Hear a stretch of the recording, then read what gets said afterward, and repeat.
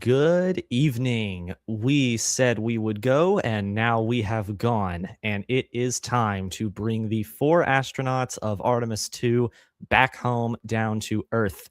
My name is Caden, and welcome to the Avid Space broadcast for the splashdown of the Artemis II mission after a historic 10-day journey through space to the moon for the first time in over 50 years. Inside the Orion spacecraft, you are looking live at a view of NASA astronauts Reed Wiseman, Victor Glover, and Christina Cook, as well as Canadian Space Agency astronaut Jeremy Hansen, suited up in those orange OCSS suits, ready for re-entry. As you can see, we have a little bit of a few events coming forward before we hit actual re-entry, but we are just over an hour away from splashdown off the coast of San Diego, California.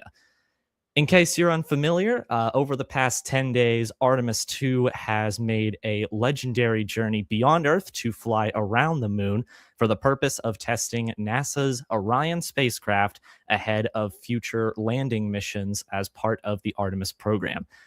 The mission launched on the SLS rocket on April 1st, just 11 minutes into a 2-hour window, Everything with launch went pretty much flawless. The crew checked out the Orion spacecraft in Earth orbit for about 24 hours before heading over to the moon, where they have been in deep space taking some incredible photos of the moon and Earth, observing the lunar surface, and checking out all of those important systems that need to be checked out on the Orion spacecraft before the Artemis program gets into the more big missions for landing on the moon to establish a permanent presence in cislunar space. So, as for what is coming up today, we in the past few hours have watched the crew get ready for Orion to re-enter. They've obviously suited up. They've done their leak checks. They have checked out everything and started kind of powering down some of the systems, getting things configured for re-entry. They are currently working through their entry checklist. So it obviously involves that suit up, which they've already done. They're in their suits. And what's coming up now is in about 20 minutes, NASA's mission control team will switch over communications with Orion from the Deep Space Network to what is known as the Telemetry and Data Relay Satellite System, or TEDRS, in Earth orbit, so that they can maintain constant communications with systems down on Earth. A little bit after that, that'll be at 6:33 p.m. Central, 4:33 p.m. Pacific. The Orion crew module will separate from the European service module, which was built by the European Space Agency.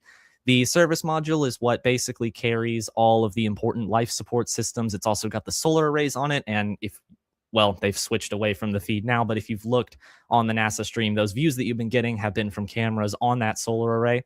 Once those separate, the service module is discarded. It's expendable. It will burn up in Earth's atmosphere, while the crew module will return the astronauts to Earth using its onboard heat shield. And we'll talk a little bit about exactly how that reentry trajectory is going to go. So this is a little different from what happened on the previous mission, Artemis I, if you were there for that. During Artemis I, Orion performed what's called a skip reentry, which is essentially where it goes into the atmosphere and then kind of comes out of it for a little bit to alleviate the amount of total heat load that's put on the spacecraft. But what was found after that mission is that they found that a little bit more of the heat shield ablated away, so fell off, than they were expecting. And that's largely because of that pressure differential that happened from being in different sections of the atmosphere so many times. So what they're doing for Artemis II to alleviate that, they have not replaced or redesigned the heat shield. They didn't feel that that was necessary. What they have instead opted to do is go for a more direct reentry profile, where instead of doing that skip reentry, where they kind of bounce off of the atmosphere, they're just going to go straight in with a much more direct path, just straight down into the ocean. And what that means is that obviously we have a higher total heat load. In fact, this mission will be setting the record for the most heat ever endured by a crewed spacecraft on reentry. But the gradual heat load, the gradual amount of time spent in the highest heat region of the atmosphere is a lot less than Artemis I. And so hopefully it will alleviate some of that damage that was seen on Artemis I. But after that reentry is through, which that reentry will be traveling, Orion will be traveling in the atmosphere at about 24,000 miles per hour. The heat shield will experience temperatures of up to 5,000 degrees Fahrenheit.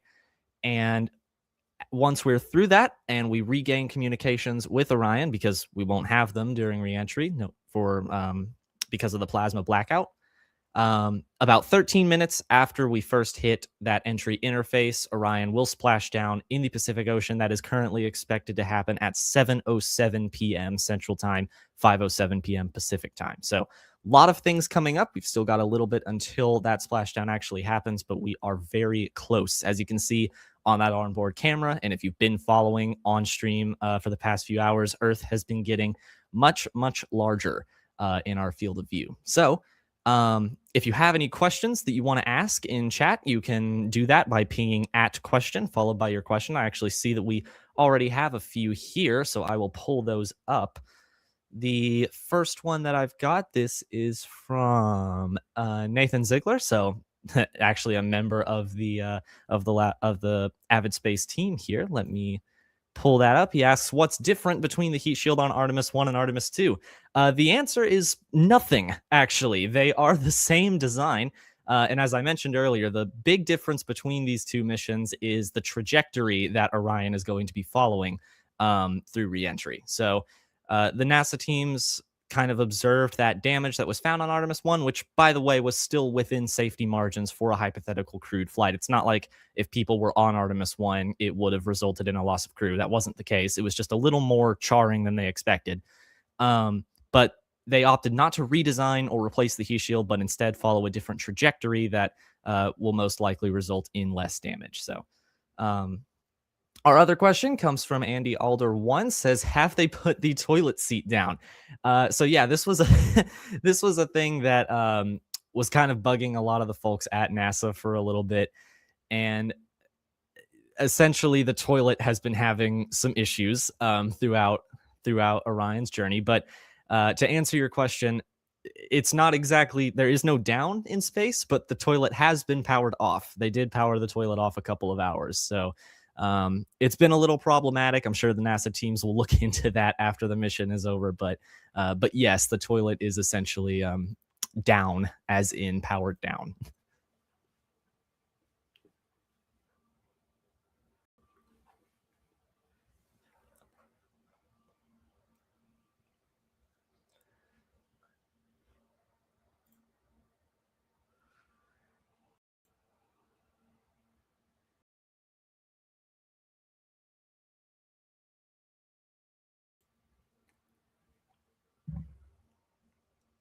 Just kind As I of just mentioned, walking very slowly to med bay, which actually acclimate back to 1G. Or if they really don't have their sea legs back yet, then we might put them in what we call a stair chair, which will be right behind them, and then just very slowly kind of get them back into med bay to start our full assessments with the team. Yeah, so a really great team here to support them as soon as they get back, and also all throughout the mission, of course. You talked a little bit about this, but obviously, you know, we have seen astronauts return from the International Space Station for over 25 years, so we kind of know that that journey, how it affects the body. But yes, we're talking about humans returning from the moon for the first time since 1972. How is this different from your perspective?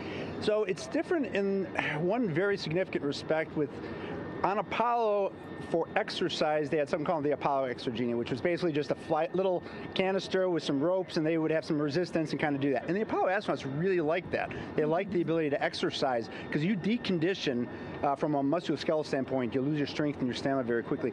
We had something called the Orion flywheel, which was able to impart much greater loads in terms of resistance, so they're able to do squats, deadlifts, different things, not dissimilar to what the ISS astronauts do, but with a lot less room to do it. Mm-hmm. And they also did rowing activities for cardiovascular health, and the crews loved it. But for the lunar crews, the future lunar crews, maintaining that physical conditioning, which our astronaut strength conditioning rehabilitation specialists, affectionately known as the ACERs, back in Houston, really work hard to get them in the best shape they're going to, have to be in to get to the moon. That device hopefully will maintain that. And Apollo only had about a 4.3-day journey to the moon. Our astronauts are going to have about a 10 to 14-day journey. Right. So maintaining that physical fitness, that strength and stamina is going to be crucial for the success of being able to do those very physically demanding lunar EVAs. Right. So we're very excited about what the astronauts have said about the device and what they have to say about the role exercise plays, going to the moon. And also the mental benefit. Sure. They just really like sweating, breaking the sweat, and actually just feeling like they're just getting a workout. Right. So thank you so much, Rick. I really appreciate it. I know they're going to be in good hands, so we'll let you get back to it. Thank you so much. Megan, thanks for the time. Back to you, Rob. All right, so you heard an interview there that's being conducted on the ship that is going to recover Orion, as a matter of fact. But he was talking there about some of the things that they do to keep the astronauts in shape while they're up in space. And let's talk a little bit about what's going to happen when they're back down on Earth and how they actually acclimate to the Earth environment after being in space for 10 days. So what we can expect to happen is after Orion splashes down and it's in a stable configuration, one of two possible stable configurations, what will happen is the teams that are with recovery and with Houston will basically convene and make sure everything looks good to begin recovering the spacecraft. And then Orion will be powered down as it's floating in the ocean. And then we will see a life raft come up to the spacecraft, and we'll see recovery crews start to approach Orion.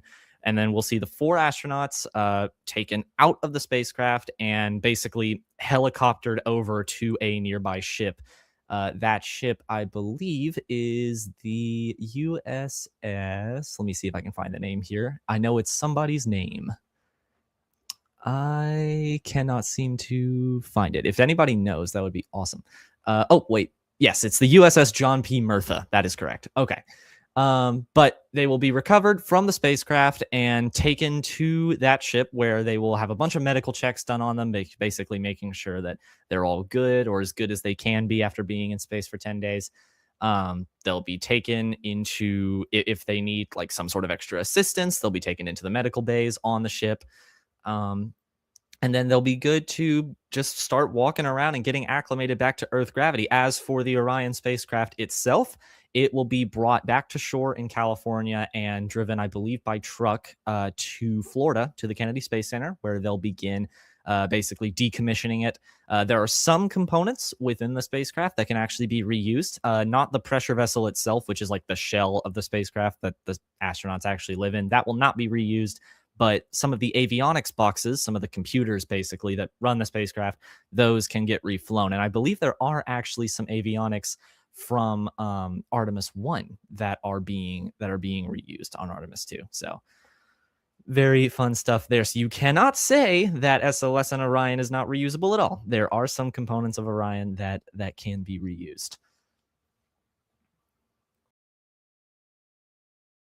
Looks like they're talking to some of the people that run the actual reentry operations right now. You can see some visualizations there of what we'll see happen here in just a couple of hours. Sorry, just about an hour now, basically the next hour.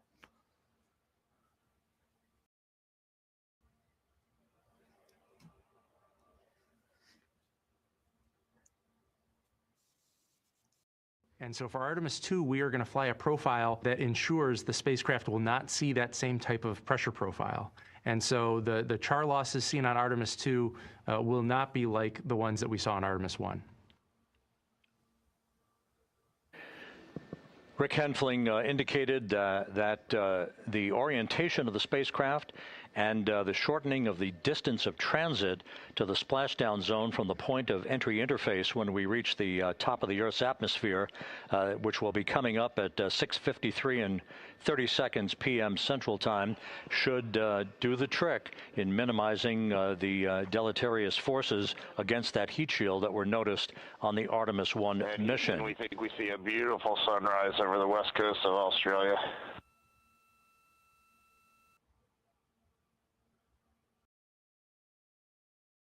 We copy.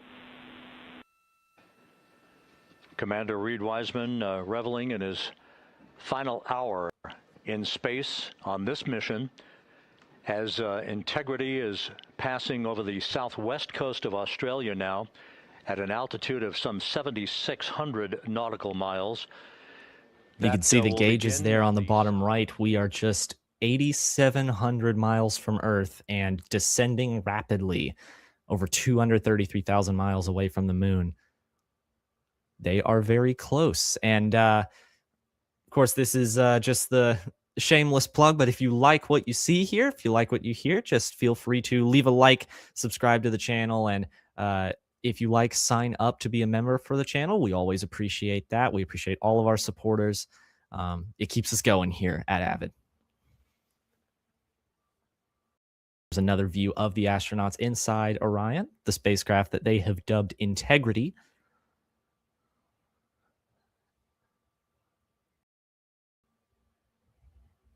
Very reminiscent of the shuttle days with those orange suits.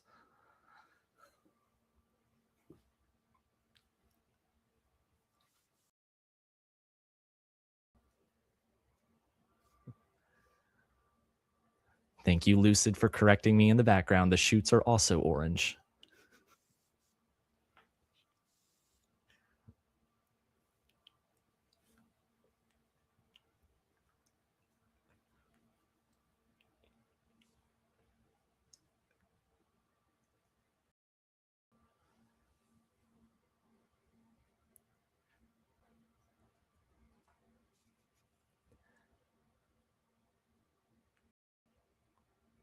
Speaking of chutes, I guess that's something I could talk about a little bit. So, there are a bunch of different types of parachutes that Orion has, and starting at about 7:03 p.m. Central, so about 4 minutes before splashdown, we'll see that series of parachute deployments start. So, what's going to happen is we'll see three tiny little parachutes jettison Orion's forward cover, which is basically what covers all of the recovery hardware. It's an aerodynamic cover. And eventually in the future, it's also what will hold the docking port for Orion to dock to its landers.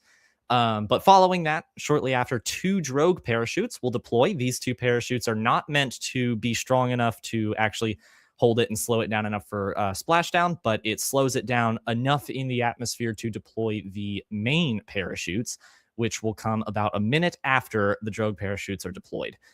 Those three main parachutes are pulled free by a set of tiny little pilot chutes. So, a lot of different mechanisms at play here. But those drogue parachutes deploy about a little over 6 kilometers in altitude, and then the mains come out just a little under 2 kilometers in altitude. And then that splashdown happens with the help of those main parachutes, of course, and it slows Orion down to a nice, comfortable little 20 miles an hour in the Pacific Ocean. So it's been described when you hit the water, it's been described by previous crews as it kind of feels like a car crash a little bit, which I would say is pretty tame compared to what the astronauts experienced at the start of the mission when they launched on SLS.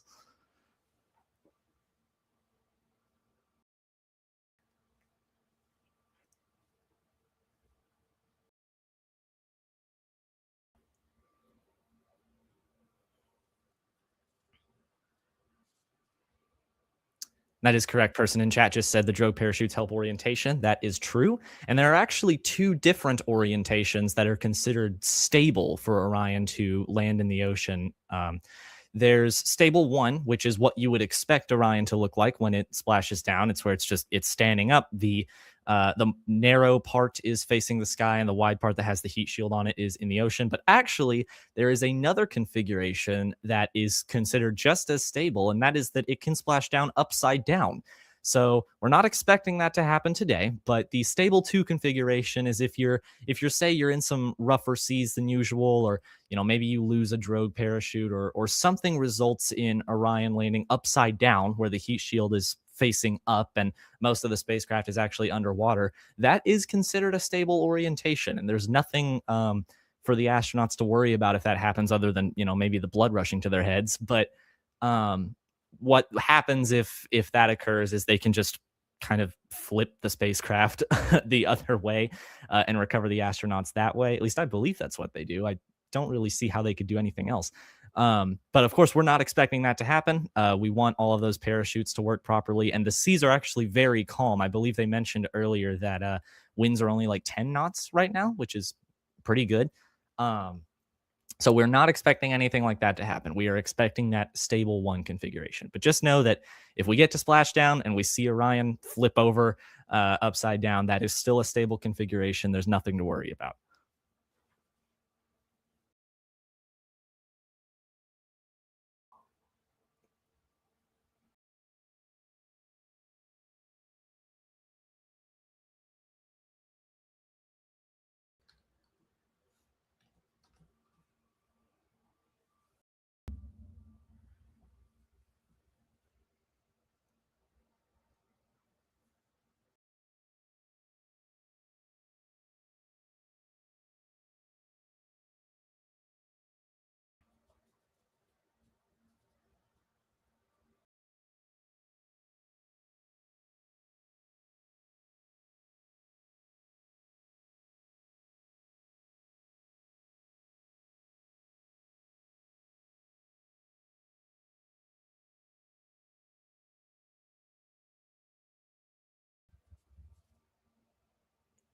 We're just about 42 minutes out from that entry interface, it looks like. 55 minutes to splashdown.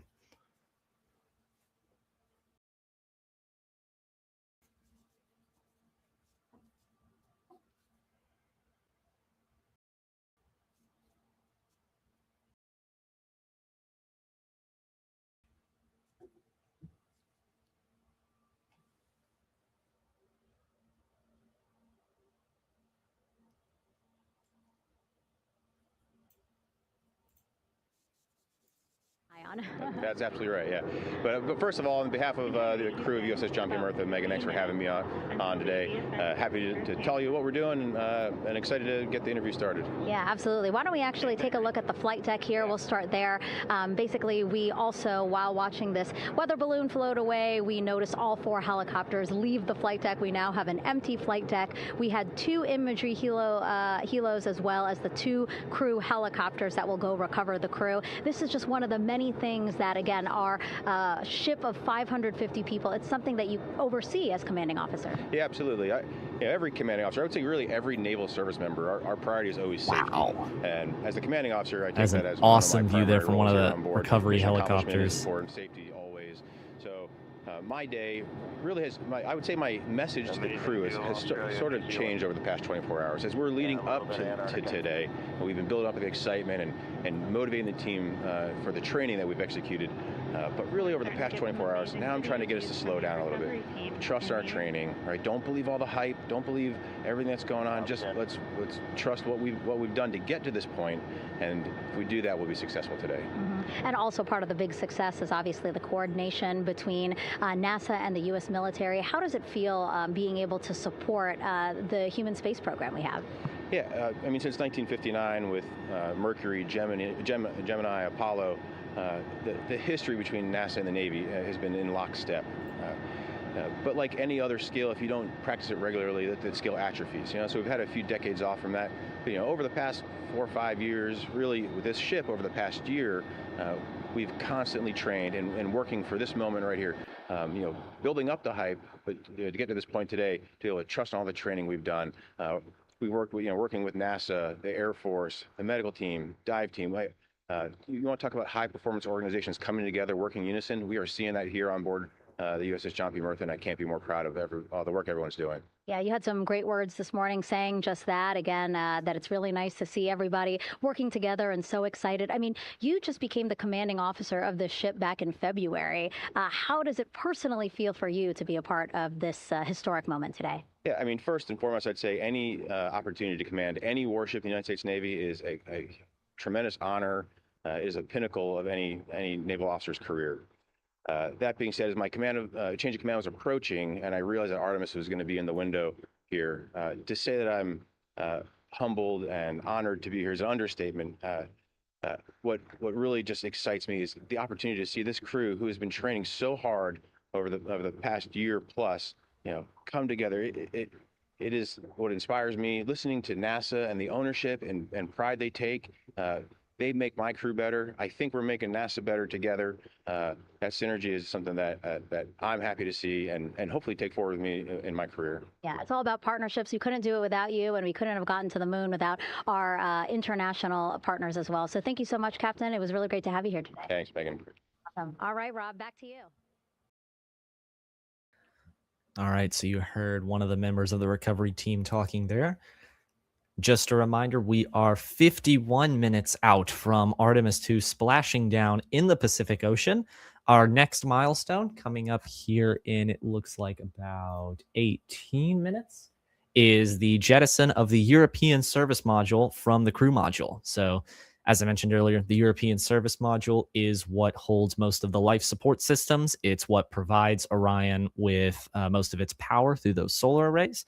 And it's also what provided it with its main propulsion, with its AJ-10 engine. This is what sent Orion to the moon in the translunar injection burn and also performed a lot of the trajectory corrections. But obviously, they need to get rid of it before they re-enter because the heat shield is on that conical part that actually holds the crew, called the crew module. So in about 18 minutes, a little under that, we are going to see those two parts of Orion separate. Well, we might not see it, actually. We'll see. But the service module will break up in the atmosphere, whereas the crew module will, of course, bring the crew home. Shortly after separation of the crew module and the service module, about 4 minutes later, to be specific, the crew will perform what's called the crew module raise burn. So the thrusters that are on the crew module will do one last burn to basically fine-tune their approach through the atmosphere and also get it in the correct orientation for entry, which will occur about 16 minutes after that burn. That's entry interface. That is the moment that Orion starts entering Earth's atmosphere. It's also around that time that we enter the communications blackout. So Orion will, looks like we got a view there of, I believe that's a weather balloon. Very neat. But there's a 6-minute period basically from 6:53 Central to 6:59 Central where Orion will lose contact with mission control in Houston due to plasma interference as it basically screams through the atmosphere. The peak G load that the crew are expected to experience is 3.9 Gs, so 3.9 times the amount of gravity that we usually experience here on the surface of the Earth. Once that comms blackout is over, about 4 minutes after it's over at 7:03 p.m. Central, the 2 drogue chutes will deploy and slow Orion down to about 200 miles an hour. About a minute after that, the drogue chutes will be cut and we'll see the 3 main parachutes, those big orange and white chutes, will deploy at about an altitude of 6,000 feet, and they will slow Orion to a nice, comfortable 20 miles an hour, residential speed limit right there. And Orion will splash down at 7:07 p.m. To be exact, it's 7:07:07 p.m. Lucky number right there.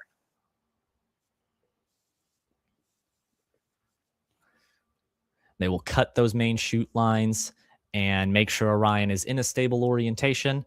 Orion will then be powered down, and the crew will be extracted from the spacecraft starting at, we're expecting right around 8:06 Central, so that would be 6:06 Pacific time, local time. They will basically helicopter the crew over to the USS John P. Murtha for medical checks before they will then head over to the coast of San Diego to fly home and see their families. NASA will hold a post-landing press conference at 9:30 p.m. Central, most likely hosted by Administrator Jared Isaacman, who's actually on the John P. Murtha at the moment.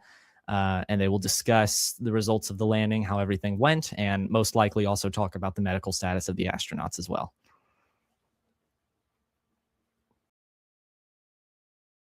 Looks like we had a question, I believe.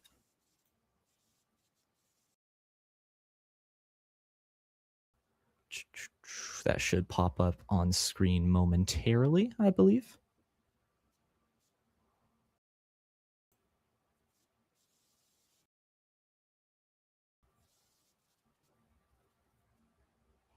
Here we go. So here's a question from Andy Alder one. It says, how do they steer during reentry? So Orion doesn't actually do a whole lot of steering in the traditional sense. The most that we'll see from Orion in terms of changing its orientation is there are a series of roll maneuvers that it does. So it kind of rolls like a barbecue roll almost is what a lot of people like to call it.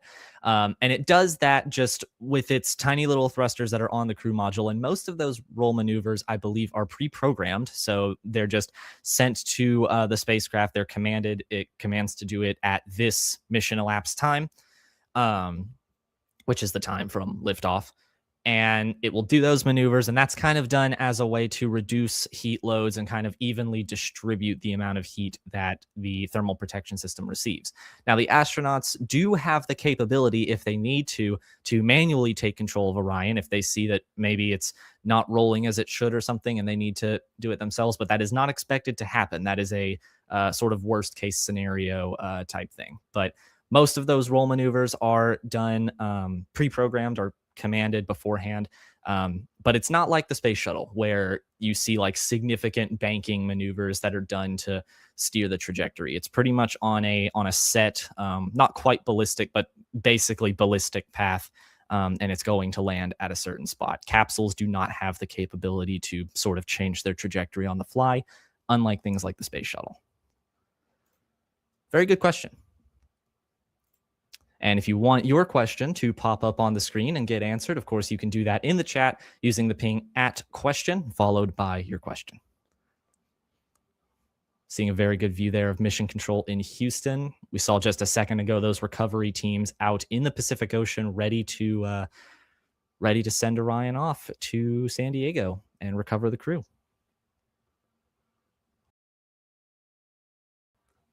Just about 5,500 miles from Earth, rapidly descending. We were at 8,000 miles just a little bit ago. That is going down very, very quick.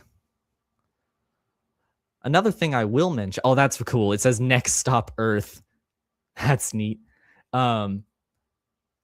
Another thing that I will mention, though, is briefly after entry interface, which is expected to occur, as I mentioned, at 6:53 p.m. Central. So that's in just about 31 minutes. What we are expecting to happen shortly afterward, I think they said specifically it was like a few seconds after. So I don't remember what the specific time was, but we are expecting Orion to break one more record, or get close to it rather, before it splashes down. It is expected to hit a maximum velocity of 24,661 miles per hour. That is its fastest point during the whole mission, and that is only 130 miles an hour short of the record for the fastest crewed spacecraft ever that was set by Apollo 10. It will not be breaking that record, unfortunately. It was actually, for a while, they were expecting that it would, but it will not. It will come 130 miles an hour short, but still very, very neat to see it reach that point. And a record that it will be breaking is, of course, the temperature record, the hottest that a crewed spacecraft has ever gotten during reentry. The maximum temperature that it is expected to experience as it's coming in is right around 5,000 degrees Fahrenheit on that heat shield. So quite toasty.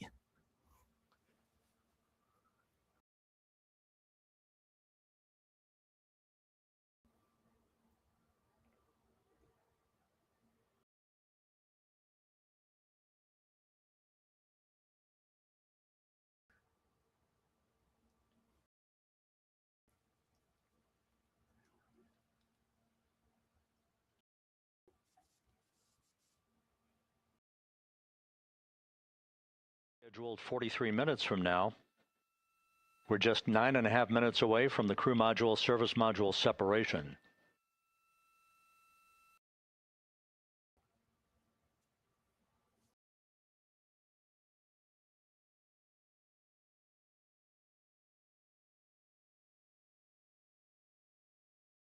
So we're now under 10 minutes away from the jettison of the European service module. And the crew will then be on their own in that you're seeing on the visualization, that little silver cone looking part. They will be on their own in the crew module there for the rest of the mission. Looks like they are reorienting the spacecraft. I wonder if that's reorienting to the jettison attitude, because I believe it is done with the tip of the crew module facing the Earth. I'm pretty sure that is how they do it. So they must be reorienting to that attitude. We'll see if NASA's talking about it. We can pipe in that audio. The Earth's atmosphere at an altitude of 400,000 feet. The time of entry interface, 6:53 and 30 seconds p.m. Central Time.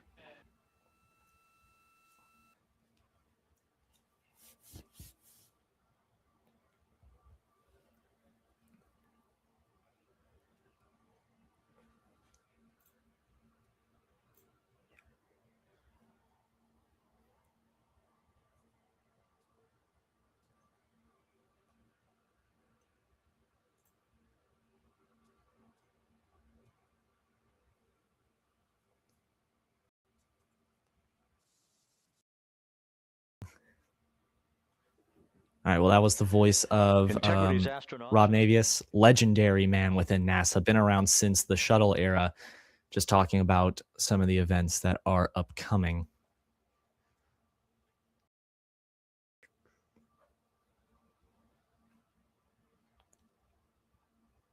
You can see the teams there in mission control getting ready for what's to come.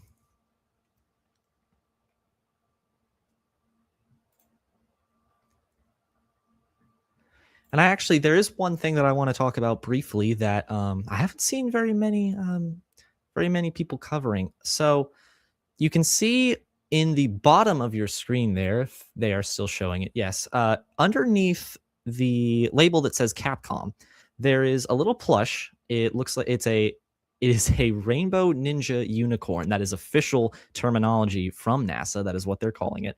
And that plush is named Eugene. And Eugene is a tribute to the late NASA engineer and flight controller Jennifer Grassman. In the words of Stan Love, who is the Artemis II lead Capcom, he's the guy that's currently on the Capcom desk right there. Years ago, when the Orion spacecraft was partway through development, its hardware and software designs had so many flaws that NASA wondered if it would ever fly. And a joke that was often said in the office was that it would take a rainbow ninja unicorn to save Orion's design. And Jennifer Grassman bought that plushie, sewed a little ninja mask on it, named it Eugene, and kept it in the conference room as a humorous reminder of the importance of the work that they were doing in mission control. Sadly, Jennifer passed away of cancer a few years ago and cannot be in mission control to see Orion fly successfully around the moon, but Eugene is there to watch and cheer in her place. And Stan Love has requested that the word be spread about that, so I am doing my part. But I'm sure Jennifer is also watching from the heavens as the rainbow ninja unicorn does indeed save Orion.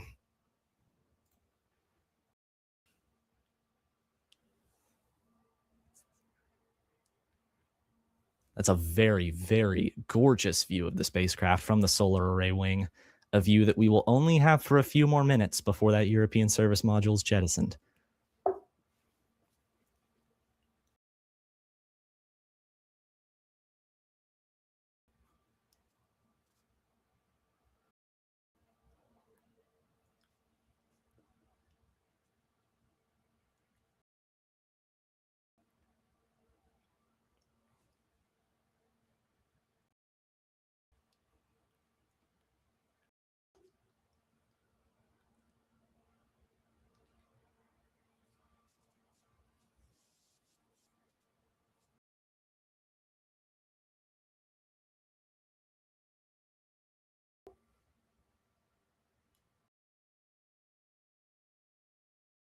Someone just said in chat, Eugene for Gene Kranz. I actually wonder if that is why it was named Eugene. I didn't think about that.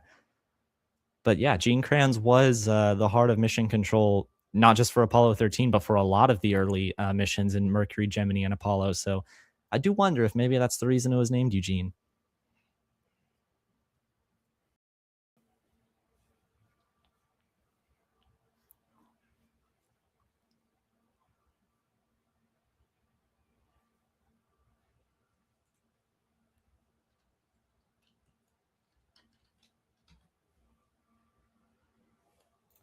I'm sure Gene Kranz and many of the Apollo guys that are fortunately still with us are watching right now as we build upon their legacy. Very exciting times to be in this industry right now.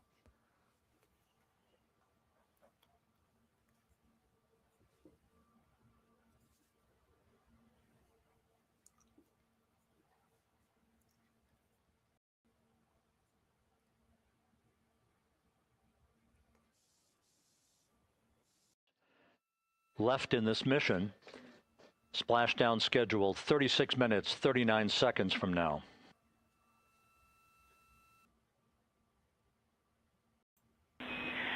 Integrity Houston, for the 2 enabled prop cautions, what happened is while the thrusters were firing, multiple pressure sensors on each of the strings diverged a bit from each other. Those limits look to be set pretty tight.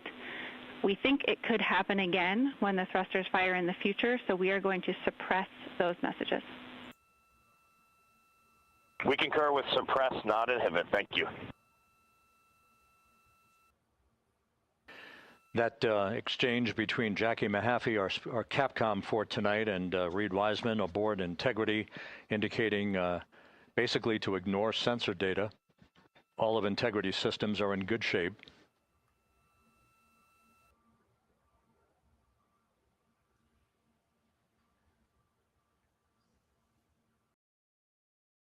I just saw there are over 1 million people watching the official NASA broadcast. That is great. I don't think the Lunar Flyby even got that high.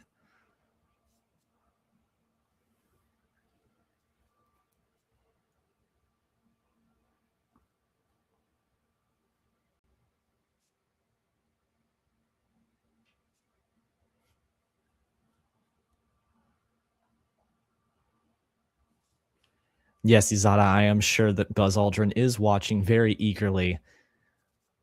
I'm sure he's wearing his Mars shirt. If you know, you know.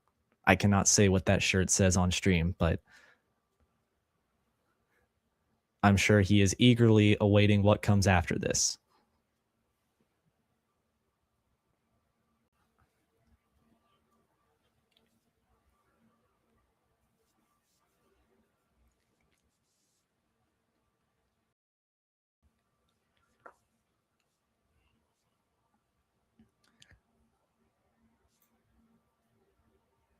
Big moment coming up here in just under 90 seconds. The separation of the European service module from the Orion crew module.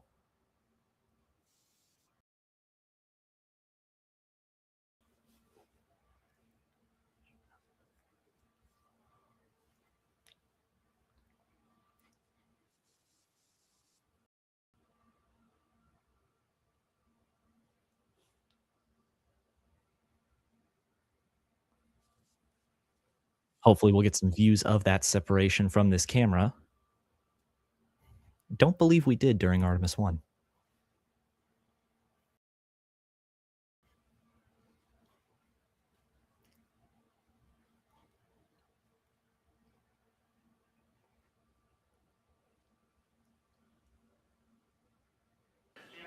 Wow. And we have confirmation of crew module, service module separation.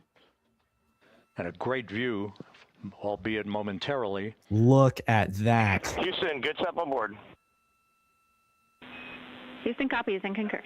The European service Integrity module now separated flying from free. Integrity, a job well done. Integrity, no action for the 4 CDH cautions. Those are SM related, not applicable. Integrity.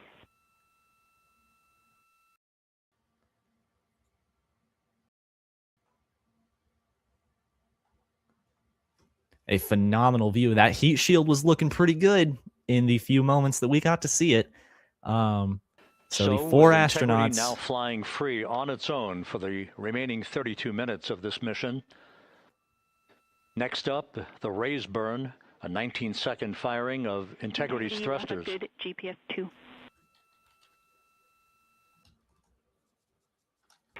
Integrity copies, good GPS 2. Coming up on the 2-minute mark until the raise burn. Again, this is the final tweaking of the orientation of Integrity to put it in the right angle, if you will, the angle of attack that it will fly in during its entrance into the Earth's atmosphere. Entry interface now just 18 minutes, 25 seconds away. This is a visualization, but driven by real-time telemetry.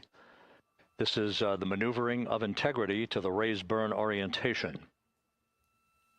Just 2,800 miles from Earth. a little funny the NASA visualization still has the ESM on there. Houston, we got a great view of the European service module out the window with the sun hitting the side and the solar rays and the NASA worm right there. It's a beautiful looking machine. Roger.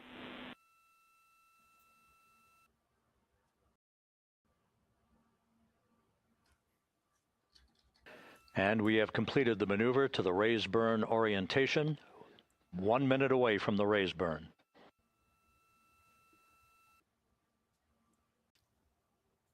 Good call from Rob there. Just under 60 seconds to that raise burn. Orion's last major maneuver before entry.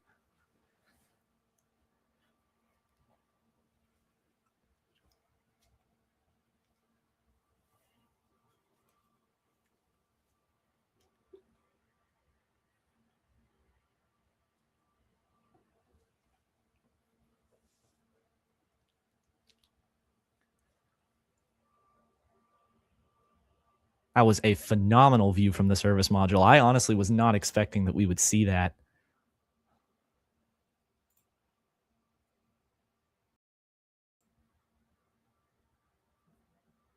"10 seconds to the raise burn.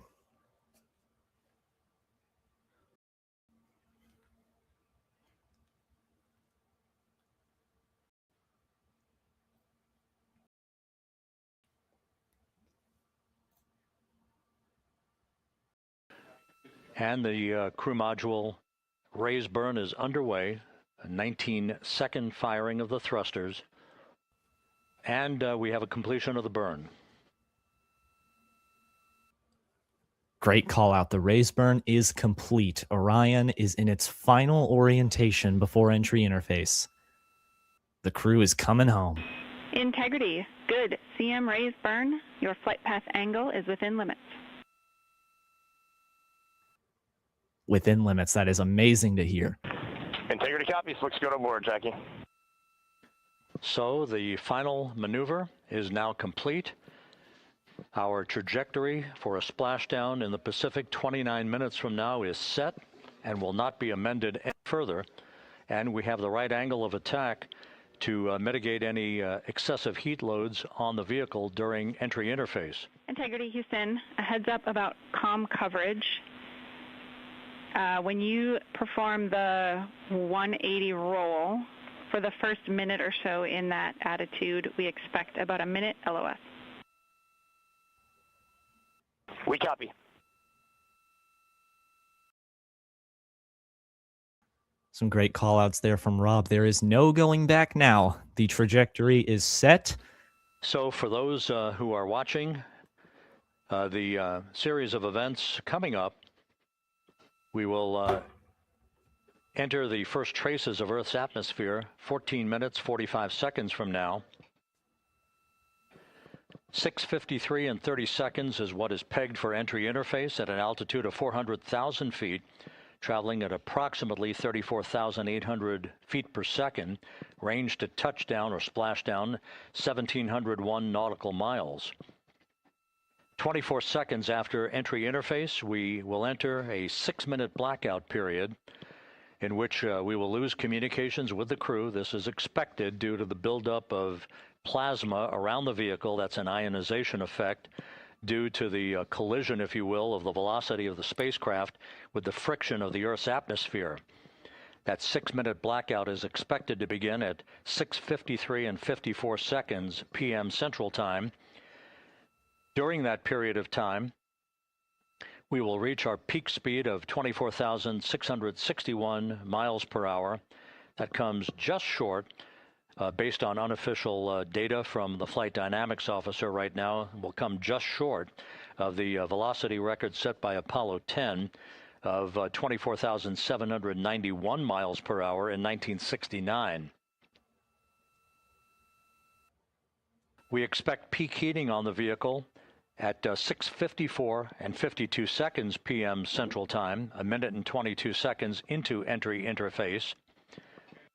At that point, we will be just 204,000 feet above the Earth, traveling at 33,000 feet per second. The blackout period is expected to last 6 minutes. We expect that blackout period to end at 6:59 and 55 seconds p.m. Central Time.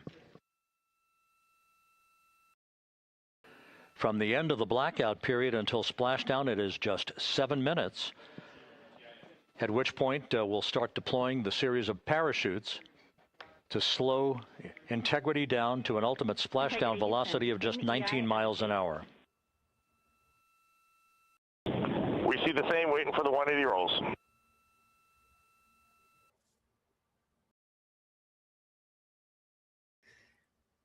It's a great comment there from David in chat. I'll interrupt just very briefly here, but 38,000 feet per second, that does kind of put into perspective how fast it is. So that is a little over 7 miles per second. So think about how fast you could run 7 miles.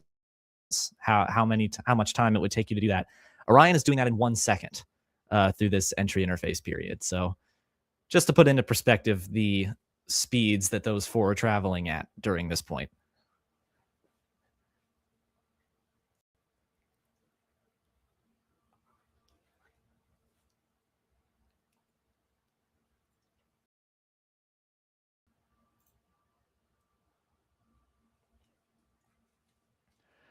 That will be completed with splashdown just 25 minutes from now. 3 forward bay cover parachutes will be used to pull the forward bay cover off the top of the vehicle. Then 2 drogue parachutes will be deployed to slow and stabilize the crew module during its descent, followed by 3 pilot parachutes that will lift and deploy the main parachutes from the forward bay. The final sequence will have 3 main parachutes deployed. These will be 116 feet in diameter, each main parachute approximately 265 feet long when reefed. The parachutes will ultimately slow Integrity down from its peak speed of almost 33 times the speed of sound to a gentle 19 miles an hour at splashdown. Those parachutes 265 feet in diameter when they're reefed.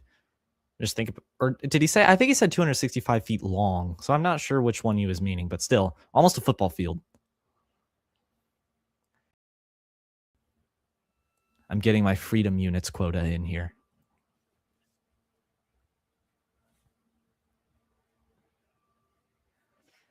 That is a good observation there, GG in chat.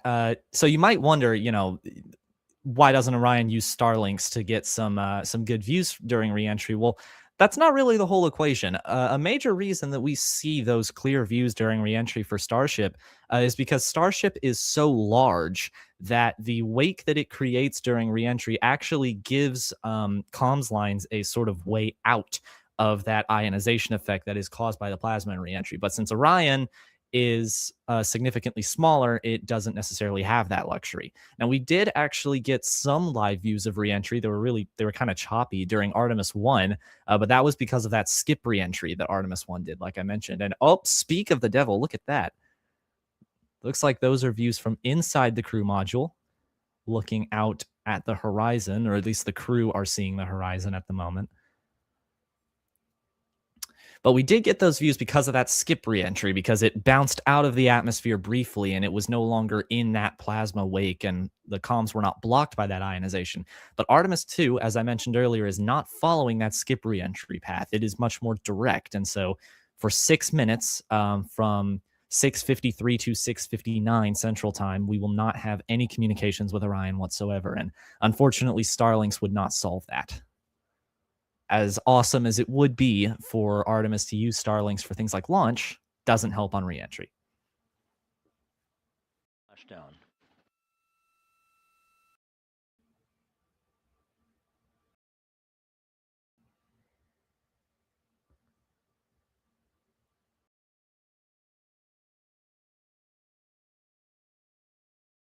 Looks like we are starting that 180-degree roll maneuver that they were talking about earlier. So of one of the crew members in the window. Crew module is conducting a roll maneuver as we get closer and closer to entry interface. Remain go. Just a few clouds, some scattered clouds. Winds at 10 knots. Wave heights just about 4 feet. A gentle day in the Pacific for the homecoming of Integrity's astronauts.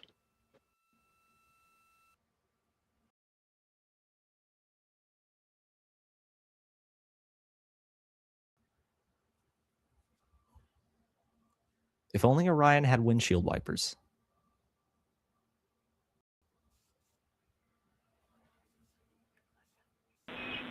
Integrity back in EI attitude.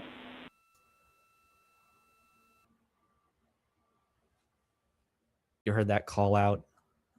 Orion is in re-entry attitude. Jackie.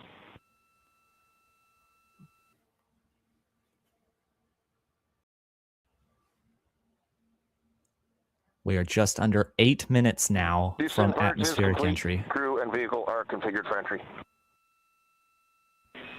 Houston copies. Everything is good. Step 37, transferring nav state to BFS.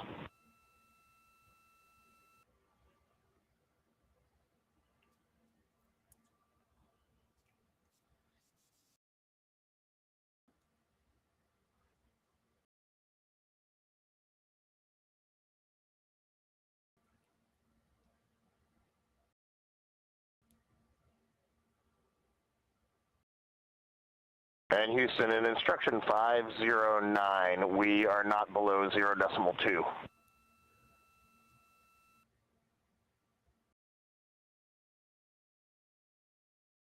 Orion now 1,400 kilometers over the surface of the Earth.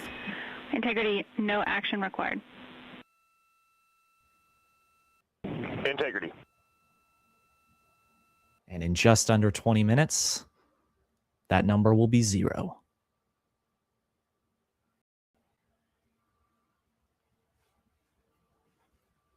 Now 6 minutes away from entry interface, we will hit the first traces of Earth's atmosphere at an altitude of 400,000 feet, traveling about 34,882 feet per second. Range splashdown at that point will be 1,701 nautical miles.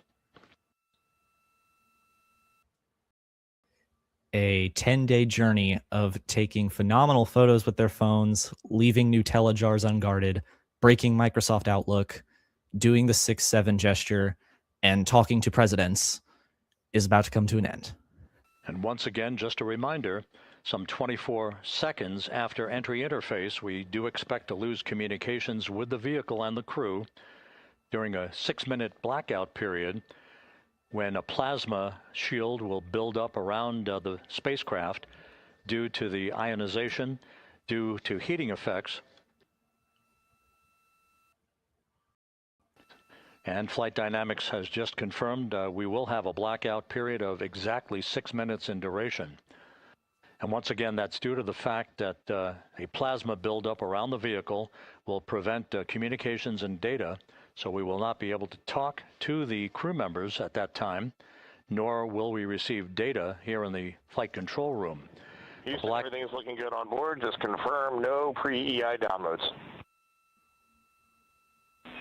Houston concurs. That blackout period to begin at 6:53 and 54 seconds p.m. Central Time, and again will last about 6 minutes in duration.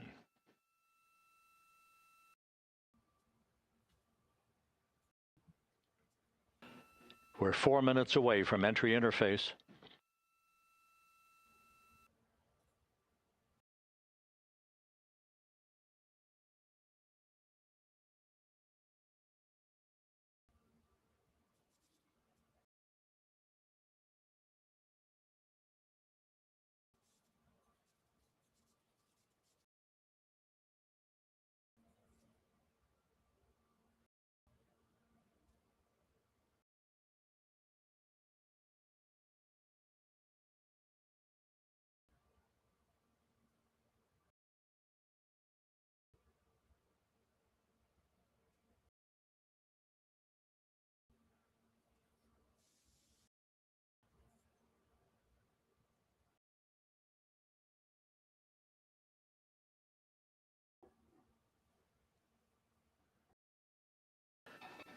This view from Integrity as it crosses from southwest to northeast across the Pacific Ocean, 3 minutes from entry interface.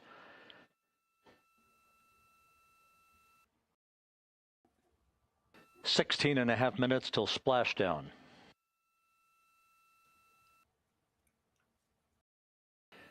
The USS John P. Murtha and the recovery team is on station and in position, as are the airborne imagery assets that we hope to receive imagery from as Artemis enters the Earth's atmosphere and through parachute deployment.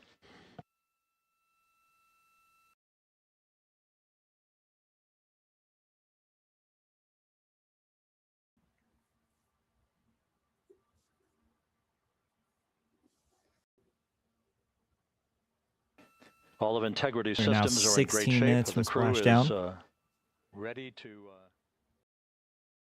Just under 3 minutes from entry interface.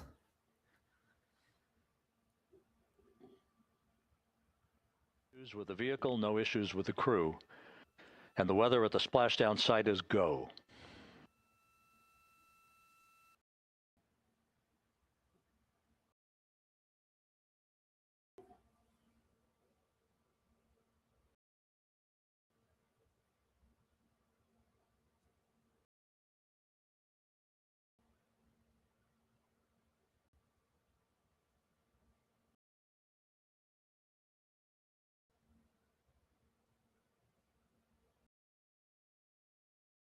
Coming up on 1 minute until entry interface.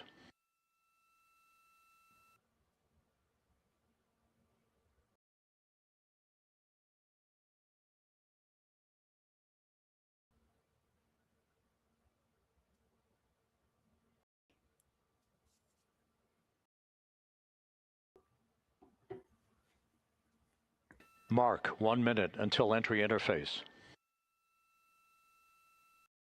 1 minute, 20 seconds until the expected start of our 6-minute blackout.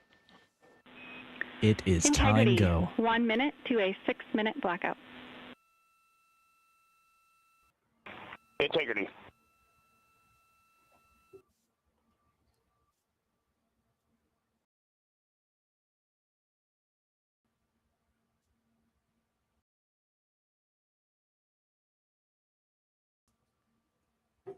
That view that you're seeing is real time. Earth is really moving that fast underneath the crew of Integrity.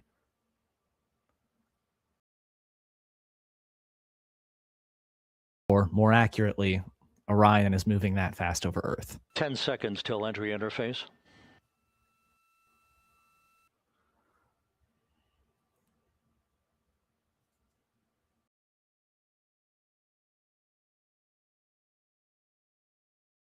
And we have crossed the threshold, now entering the Earth's atmosphere. We're at 400,000 feet, traveling 34,800 feet per second. See that first roll maneuver starting. Here we go. Time to splash down, 13 minutes, 10 seconds. Reed Wiseman, Victor Glover, Christina Cook, and Jeremy Hansen now screaming through Earth's atmosphere at over 24,000 miles an hour, Mach 33. And as predicted, we've entered our communications blackout.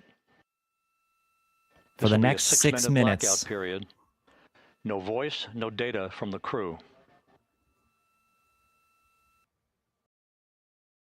And with the recovery fleet in the Pacific, an entire planet waiting for their arrival. Peak heating on the vehicle, where temperatures will rise to about 4,000 to 5,000 degrees Fahrenheit. This is the true test of our trajectory.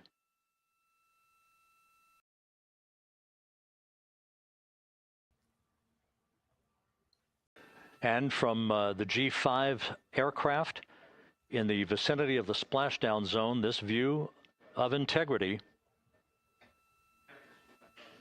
So that pinpoint of light shows the vehicle as it enters the period of peak heating in the Earth's atmosphere, the first tug of gravity being felt by Integrity's astronauts since their launch back on April 1st.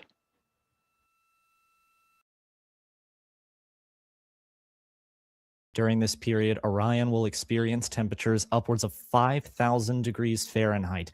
That heat shield designed to withstand temperatures that approach the surface of the sun. Time to splash down, 11 minutes, 33 seconds.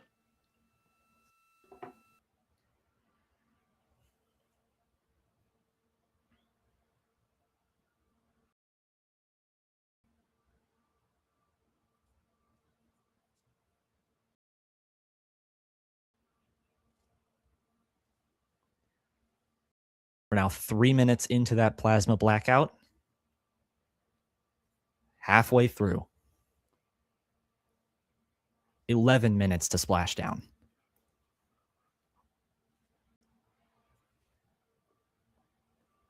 The landing and support officer reports that the P3 has acquisition on Integrity.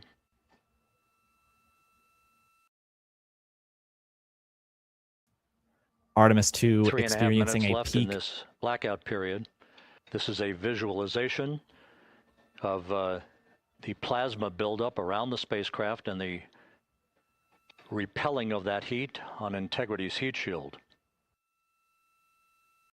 Integrity now into the peak heating period. It's during this time that the heat shield will experience its maximum temperatures, and also the crew will feel a max G-force approaching 4G, just around 3.9 times the amount of gravity that you and I experience here on the surface of the Earth.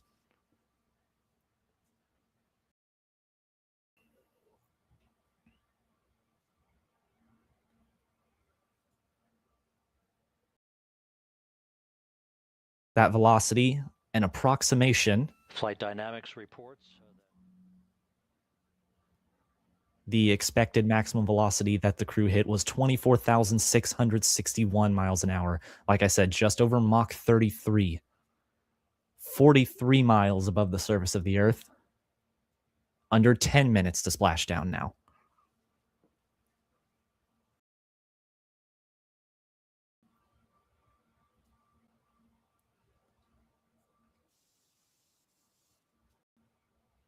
Multiple airborne assets as part of the recovery team all have visuals on integrity.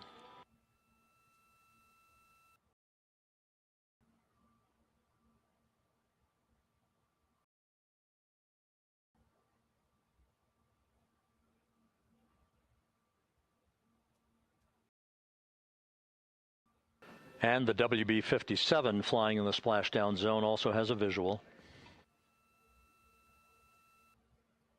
And the Navy helos also have visuals.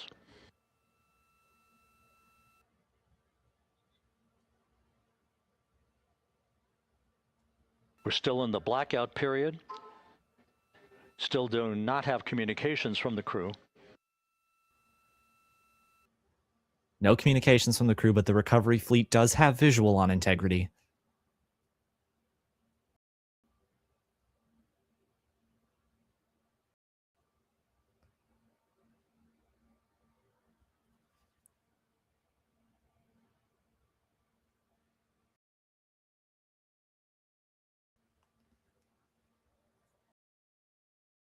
We should be coming out of that blackout shortly. We're standing by for communications from the crew.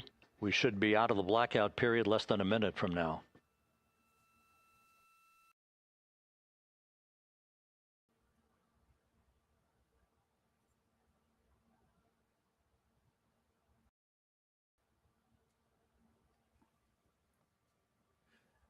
Just want to note for all of you, the data in this visualization does seem to be incorrect. It's likely we are now processing just data from integrity. Data from integrity coming in.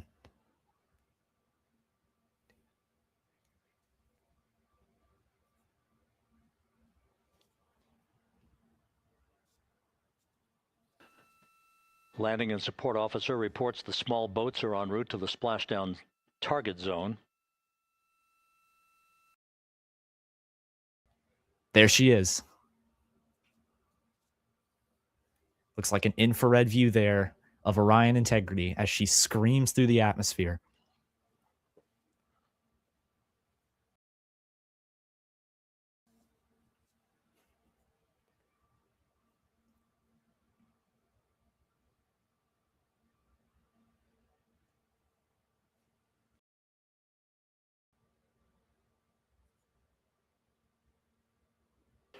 Passing through 150,000 feet, our trajectory is perfect. We're getting intermittent views of integrity. Trajectory is perfect. Still waiting to establish voice communication.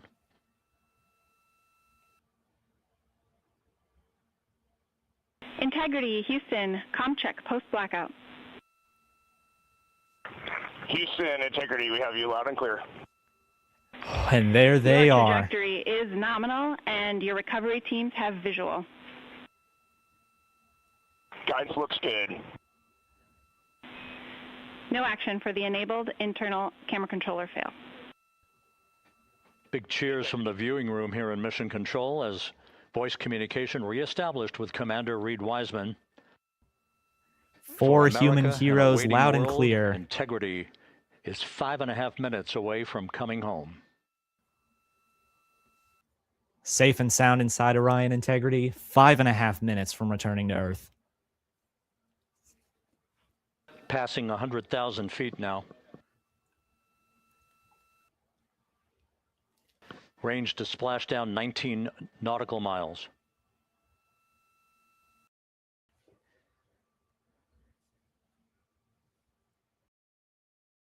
This view looks like it's most likely from one of the helicopters or perhaps one of the aerial assets.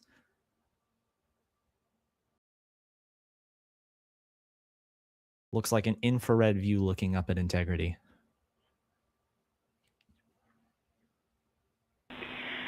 Integrity, impact to the camera controller fail is no cab 1 views of the chutes. Sounds like we aren't going to get onboard Integrity. views of the chutes. Maybe one of their cameras Processing good failed. data through the GPS system. A good view of Integrity. Time to splashdown 4.5 minutes.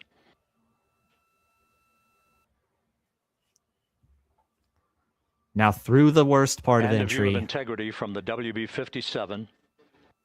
We're at 50,000 feet. Very soon we should see Orion's forward cover jettisoned. That is the part of the spacecraft that contains the parachutes.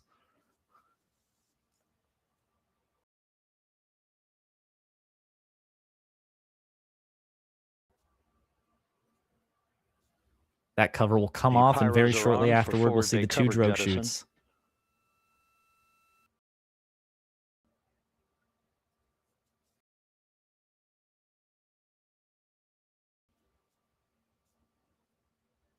Pyros are armed for that jettison. There it goes. And there go the first series of parachutes. And we're There's on our drogue. drogue chutes. And Houston, we're visual 2 drogues out the window. Orion now 2 good slowing drogue down. chutes. Next up, We copy, we see them. the deployment of pilot parachutes that will pull the main chutes out. Time to splash down 3 minutes and 10 seconds. Watch for those 3 orange and white mains. Orion bobbling in the wind, returning to Earth, feeling the air for the first time in 10 Perfect descent days. rate according to flight Integrity, dynamics. Good rates on 2 drogues. We see the same Everything on looking board. good.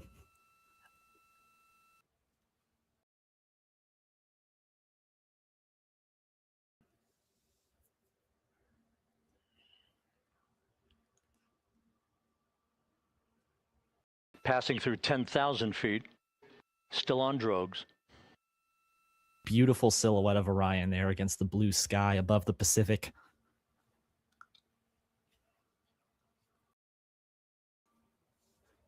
There go the drogues. And out come the mains. Main chute deploy. We're at 5,000 feet.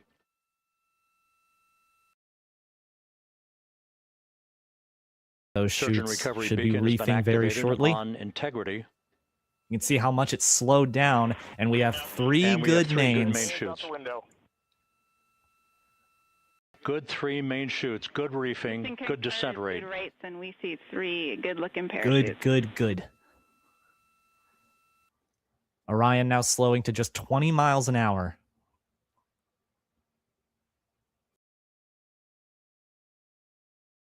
After breaking the speed of sound Integrity, cabin 33 pressure times indicates over. No need for hydrazine checks.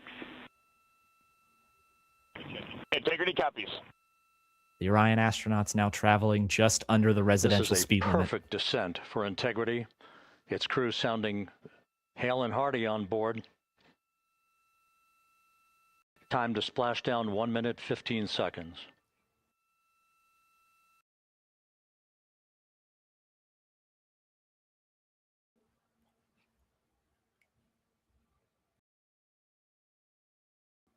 Gorgeous views Integrity there from about to NASA's complete aerial a journey assets. spanning 694,481 miles from its launch from the Kennedy Space Center back on April 1st, and a trip around the moon.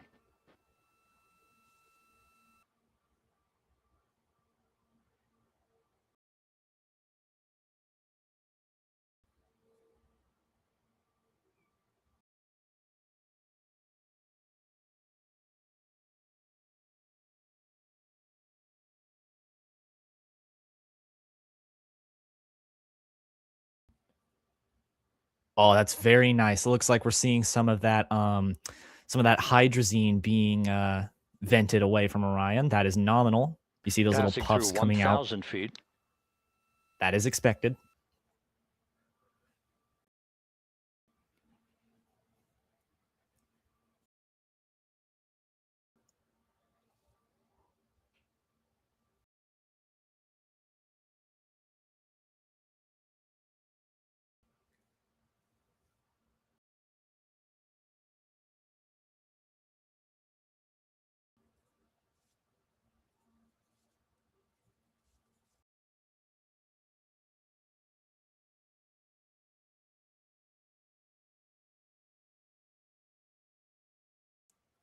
Houston Integrity, splashdown, sending post-landing command now. Splashdown confirmed. Copy splashdown, waiting on VLDR. Splashdown confirmed at 7:07 p.m. Central Time, 5:07 p.m. Pacific Time. From the pages Right of on Jules time. Verne to a modern-day mission to the moon, a new chapter of the exploration of our celestial neighbor is complete. Integrity's astronauts back on Earth. Welcome home, Reed, Victor, Christina, and Jeremy. And the landing and support officer reports the vehicle is stable 1. We still will be deploying the crew module uprighting system to maintain that orientation. A perfect bullseye splashdown for Integrity and its 4 astronauts. Perfect splashdown, stable 1 configuration, all great callouts.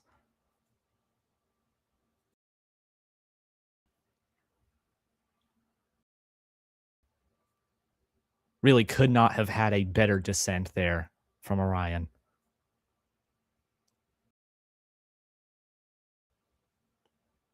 You see the 3 parachutes now cut, floating in the ocean.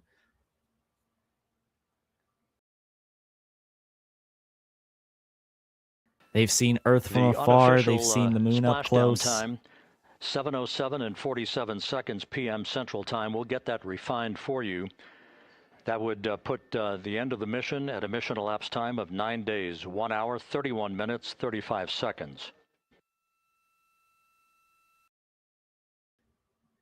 And they've seen everything in between, but now all they see is blue. And we're I'm sure they are configuring for relieved. very low data rate.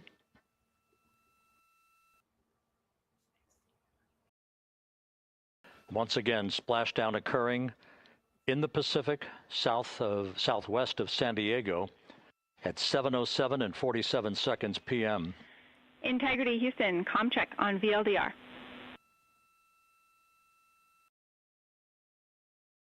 Houston, we have you loud and clear on VLDR. How us?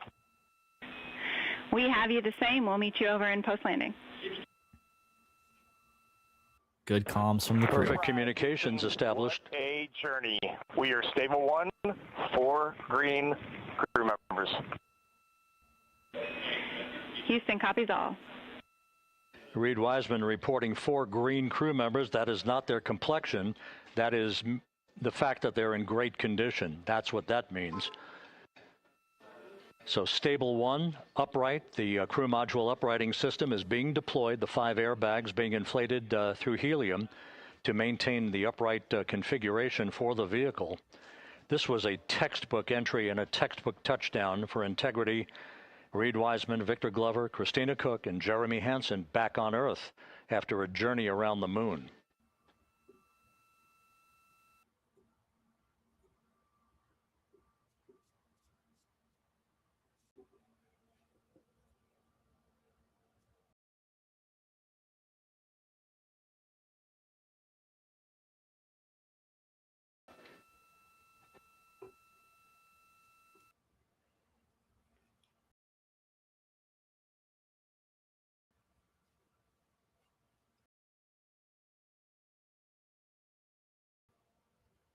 Looks like the airbags are deployed.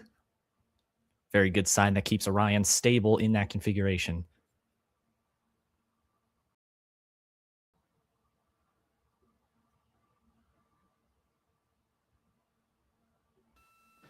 We continue to monitor the functioning of the CMOOS system.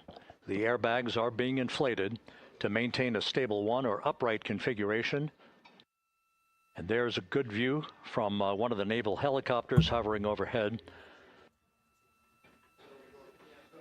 Reed Wiseman reporting 4 green crew members, meaning they're all in excellent shape. Like Rob mentioned earlier, that is not referring to their complexion.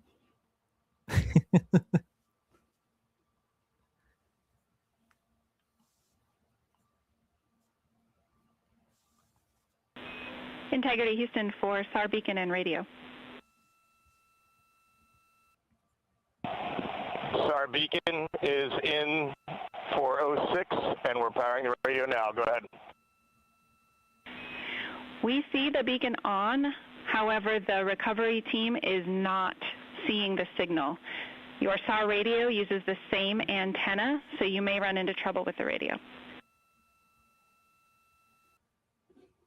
Okay, copy. And we are also powering up the sat phone now. Now, under 10 minutes from when we're expecting Orion to be powered down, and it's at that point that crews will be hopefully given the go in great shape and to approach Orion. use its post-splashdown timelined activities on board. Reed Wiseman once again reporting that all 4 crew members are in excellent shape. And we have 5 inflated airbags to maintain an upright configuration so that the recovery team can now begin a slow approach to the vehicle. Meanwhile, here in the flight control room, entry flight director Rick Henfling is polling his team of flight controllers for the start of powering down the vehicle after a thorough systems check.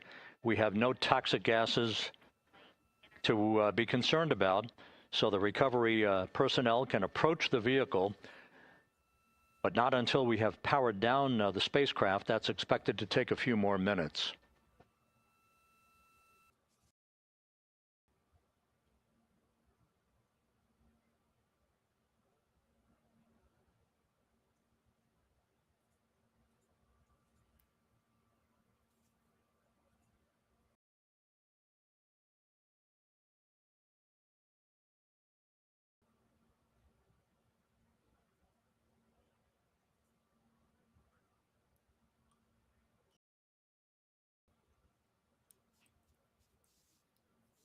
Integrity back on Earth following its historic flyby of the moon. It was, for all intents and purposes, a textbook mission. On 28, but I'll remain on this frequency. We copy.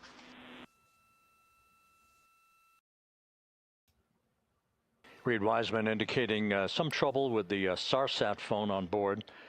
But that's not an issue. What is more important is that the vehicle is solid. No issues as we begin the power down of the vehicle to begin the recovery process.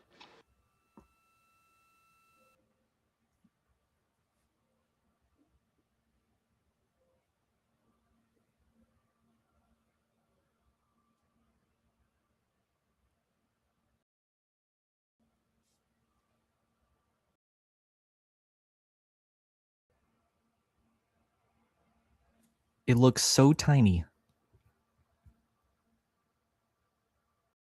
Integrity just bobbing there in the waves as they continue the safing process before powering down the vehicle. The propulsion officer here in Mission Control reports that we have safed the prop system on Integrity. Can you say again? That was very weak and broken.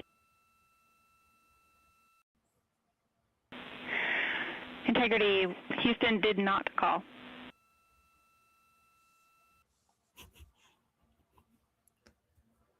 Houston may have butt dialed. Copy that, Houston. It might have been on the SAR radio. Stand by.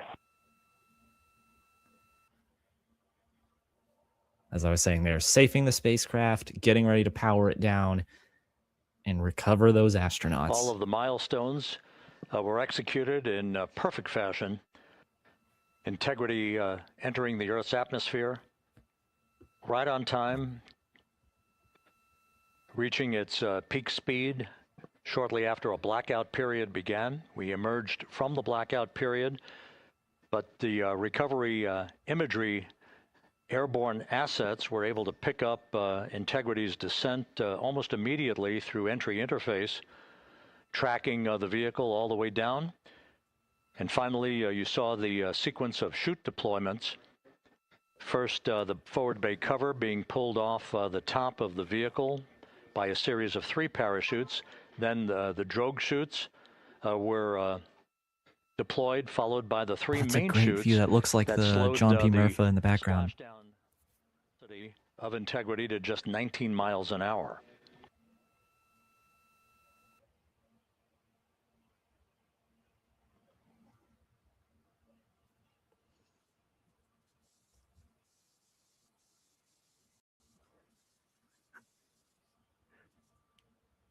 And Lucid in the background in my ears just said that Orion is the world's most expensive buoy right now. I would say that is an accurate term.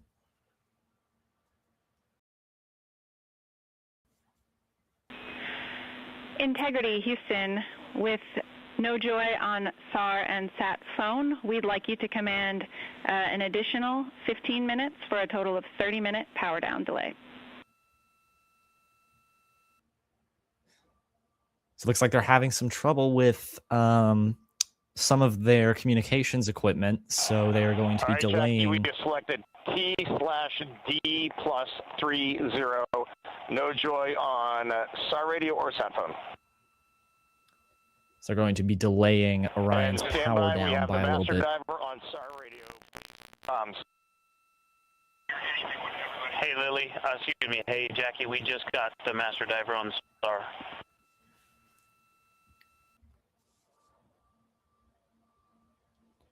Regardless, the astronauts are safe.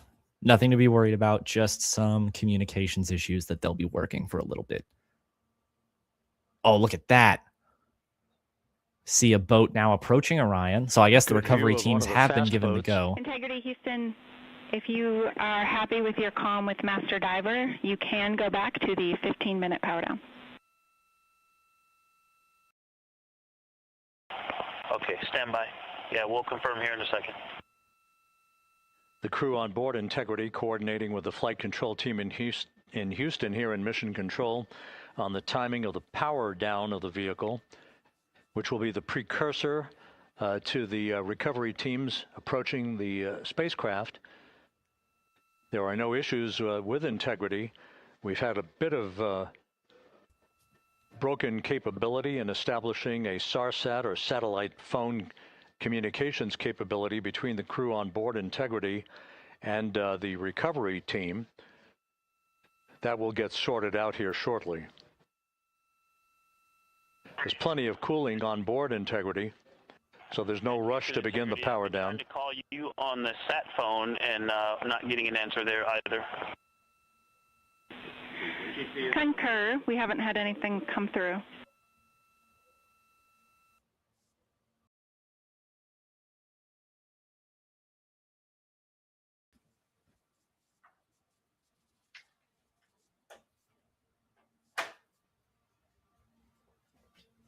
And Houston, if you Like can Rob relay said. to recovery that we hear them, but it does not appear as though they are hearing us.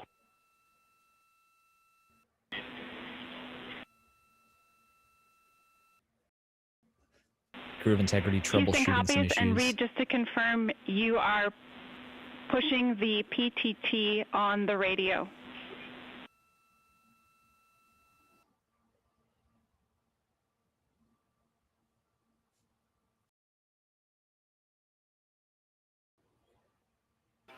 So as we continue to sort out the communications between Integrity and the recovery teams, we are standing by for the initiation of the power down procedures that, as you see, the recovery teams are moving towards the side of the capsule. The next major event will be the erection of that large inflatable raft called the front porch. That will be the port of call for the crew as they're being extracted one by one from the vehicle.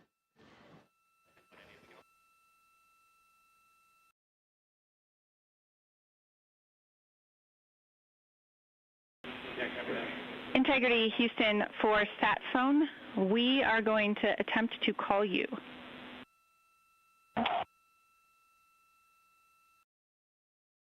Good idea, standing by.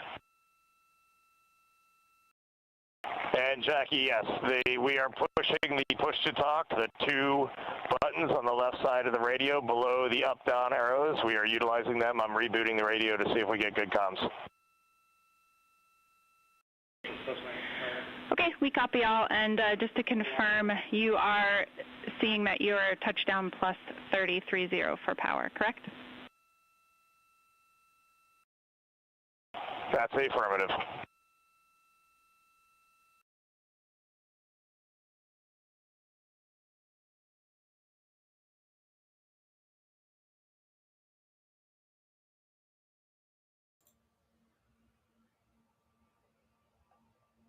You see the recovery we are teams trying a in backdoor vicinity of approach, Orion.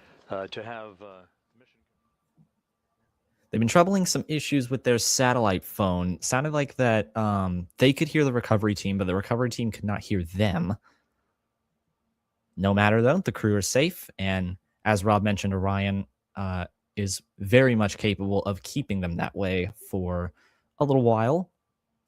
But the recovery teams are in the vicinity. No civilians there, of course. NASA learned their lesson from Demo 2 a few years back, but seems like they are working those phone issues. Wonder what the over-under is on an internet service provider doing a promo related to this in a few months. Deck of the USS John P. Murtha. Cannot reply.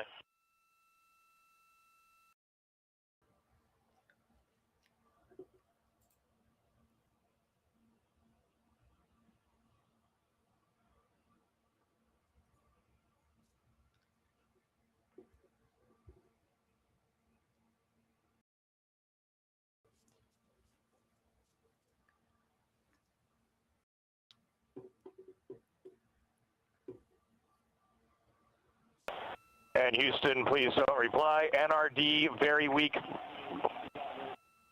but readable. Master Diver, we can hear, but they cannot hear us.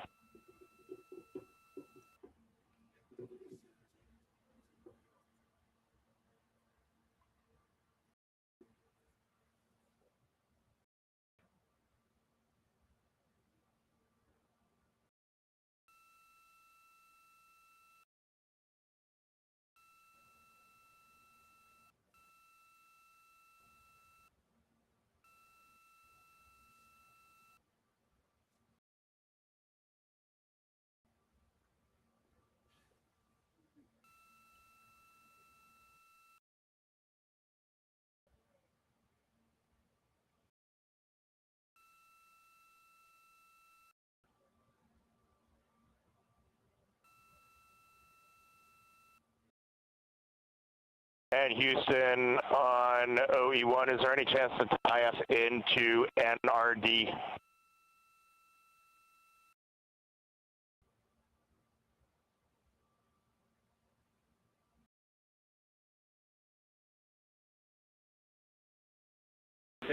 Checking.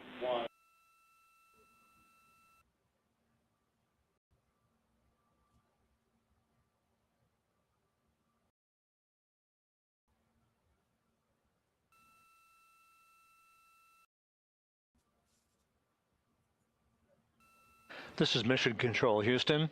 While we stand by for the establishment of communications between Integrity and the recovery team that is basically standing by very close to the spacecraft, we're going to go to the deck of the USS John P. Murtha, where Megan Cruz is standing by with Administrator Jared Isaacman.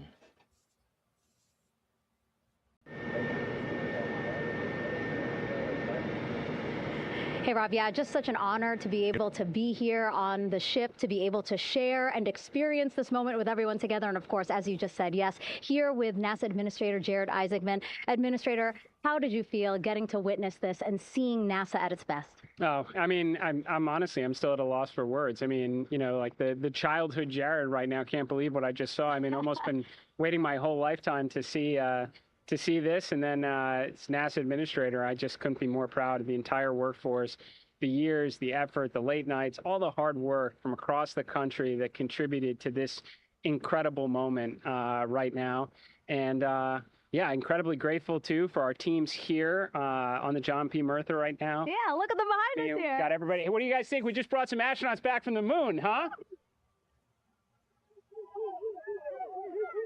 Unbelievable. Thank you. Yeah, so grateful to the Navy, the sailors that are here, the NASA teams. I mean, this is a joint effort that's on their way right now. These recovery forces are getting out to our Orion spacecraft, to Integrity, get our astronauts back on the ship safely. Yeah, and this is not just an accomplishment for NASA. This is an accomplishment for humanity. Again, a historic mission to the moon and back. How does this make you feel, and what do you hope people take away from this? Well, I'll tell you, I think about the crew members that we've all had an opportunity to observe over the last 10 days, right? I mean, they're absolutely professional astronauts. I mean, wonderful communicators, almost poets. But then I think these were the ambassadors from humanity to the stars that we sent out there right now. And I can't imagine a better crew than the Artemis II crew that just completed a perfect mission right now. So yes, it's a huge moment for everybody, right? I mean, we are back in the business of sending astronauts to the moon, bringing them back safely, and to set up for a series more. I mean, this is not a once in a lifetime, which you hear sometimes around here. It's like, this was a once in a lifetime. No, it's not. This is just the beginning. We are going to get back into doing this with frequency, sending missions to the moon until we land on it in 2028 and start building our base. Yeah, are we going to build on the momentum for Artemis III? I mean, it's just around the corner. Absolutely. So, I mean, that's, part of me too. Like, I can't wait to get the crew off of Integrity right now, but also getting Integrity back on this ship so we can start taking a look at it, because all that data is so precious to us right now. I mean, we are going to definitely want to take a good look at the thermal protection system. We're going to want to download all the data they couldn't transmit back to us and use that to inform Artemis III. But we're already making progress, right? You had SRB segments already showing up at KSC. Core stage for Artemis III is rolling out on April 20th. We're getting Mobile Launcher 1 back in vehicle assembly building. So yes, there is a lot to celebrate right now on a mission well accomplished for Artemis II, and at the same time, we got to start getting ready for 3. Amazing. And last question, for people who joined us for all 10 days to see what we can accomplish together with our international partners, what do you think about the fact that we're going to keep doing this more and more and more? It's incredibly exciting. I mean, yes, it's the contributions, like the best and brightest across the NASA workforce from across the country, our industry partners, our international partners. We had a Canadian Space Agency astronaut on board in Jeremy. We had the European Service Module. And you think in the days leading up to this launch, I mean, 48 hours prior to launching Artemis II, I was meeting with the Italian Space Agency. We signed a memorandum of understanding to build a habitation module on the moon. I mean, you have countries, all of our allies and partners coming together saying, we are committed to this effort. We are returning to the moon. We're doing it to stay. We are building that enduring presence. We are going to master the skills on the surface of the moon so someday we can undertake missions to Mars. It's just an incredibly exciting time, and we're not going at it alone. We're bringing everybody along with us. Absolutely. And speaking of everyone, one more time, we're going to ask the crew here, you guys ready to land on the moon?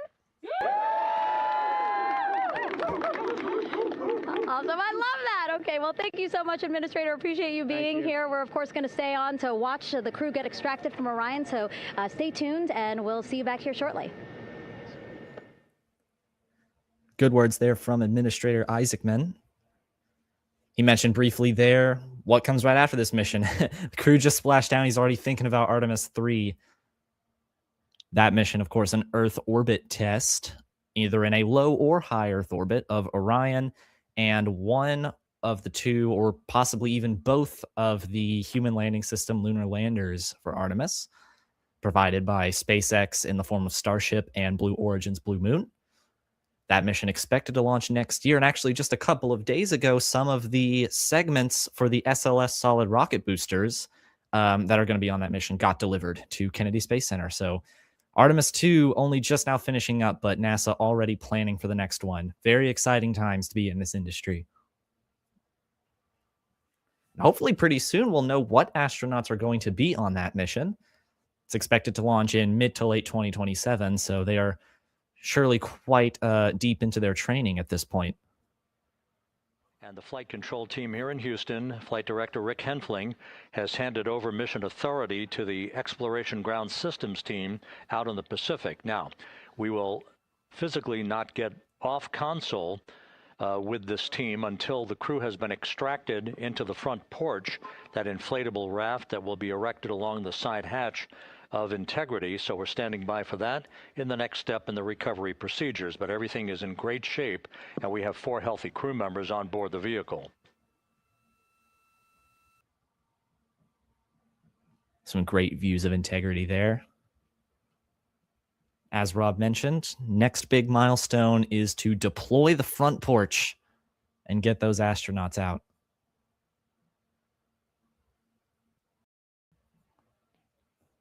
All of the entry events went by the book, no issues, perfect trajectory for integrity that was culminated with one final raise burn to improve the angle of attack for the vehicle as it entered the Earth's atmosphere. All of that flight dynamics computation worked like a charm.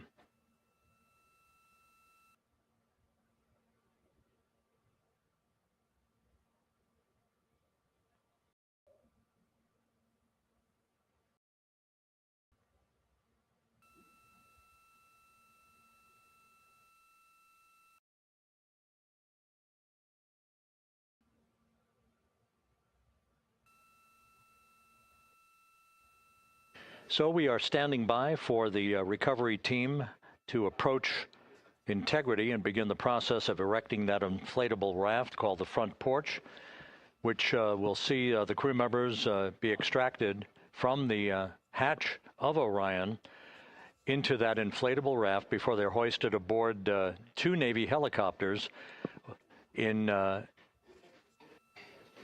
variety of different configurations. Each crew member will be hoisted in sequential fashion, in alternating fashion, two crew members for each helicopter before they turn around to head back to the John P. Murtha. Once on the deck of the ship, they'll be brought into medical bay for comprehensive medical exams. But Reed Wiseman has reported several times that the crew is in excellent shape.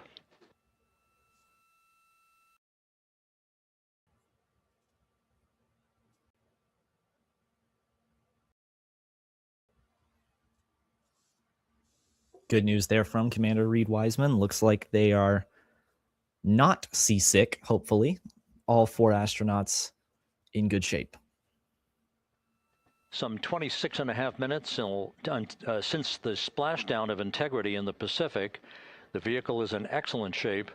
It performed like a champ all the way down through the Earth's atmosphere. All of the vehicle functions were checked off in excellent trip hammer fashion. The parachutes all deployed as planned. Splashdown occurring at 7:07 p.m. Central Time, 5:07 p.m. Pacific Time.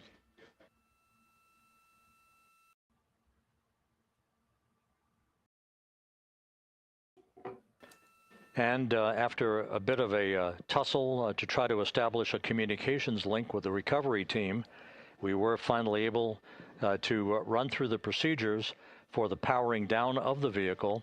We've handed over mission authority to the Exploration Ground Systems folks out in the Pacific, and the recovery team will be approaching the vehicle shortly to erect the inflatable raft called the front porch before opening the hatch to Integrity to bring the crew members onto that raft before they're hoisted onto two Navy helicopters, two crew members for each helicopter, before they're flown back to the deck of the USS John P. Murtha.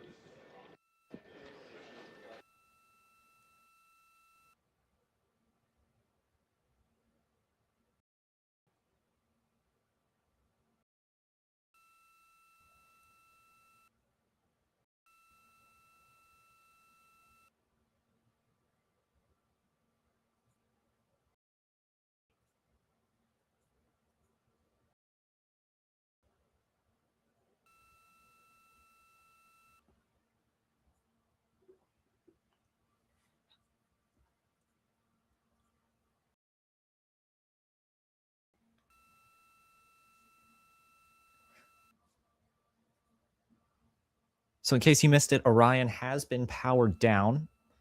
The recovery team is getting ready to approach it and inflate a raft known as the front porch, which is what the astronauts will actually be on when they are extracted from the capsule.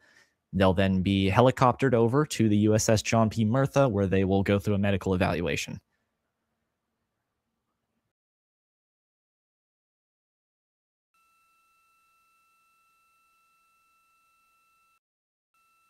We're just waiting for the recovery teams to get that all clear to approach the capsule.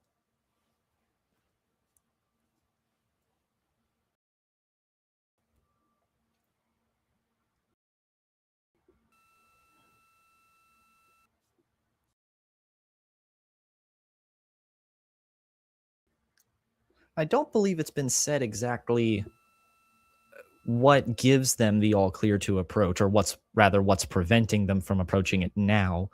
But I'm sure it's a combination of just the crew being ready to be extracted, and perhaps there's maybe some residual gases from those RCS thrusters venting during descent, and those gases are, of course, toxic. So that's what I would imagine. Certainly would not expect it to be a matter of temperature. Integrity is certainly well cooled off at this point by the ocean and the surrounding air.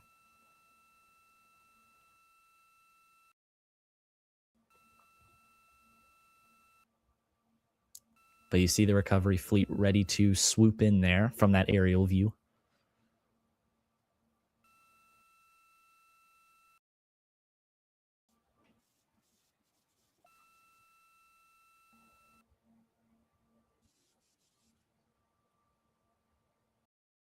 This is Mission Control Houston. After talking to the flight dynamics folks, we have a bit of a refinement on the splashdown time for you. Their computation shows a splashdown time of 7:07 and 27 seconds p.m. Central Time, 7:07 and 27 seconds p.m. Central Time.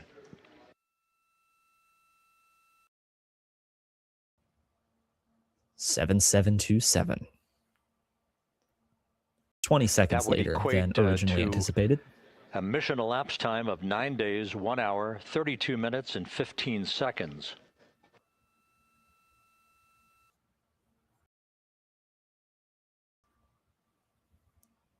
Once again, from Flight Dynamics, a splashdown time of 7:07 and 27 seconds p.m. Central Time. That would equate to a mission elapsed time of 9 days, 1 hour, 32 minutes, and 15 seconds.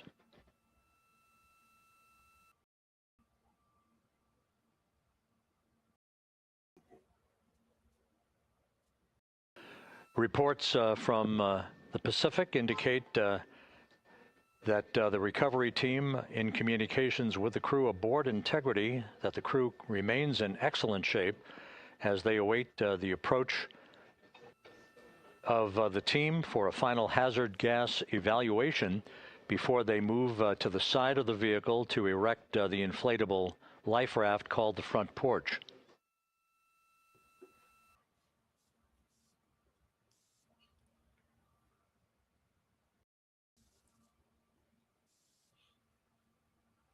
Looks like they're getting closer and closer to Integrity.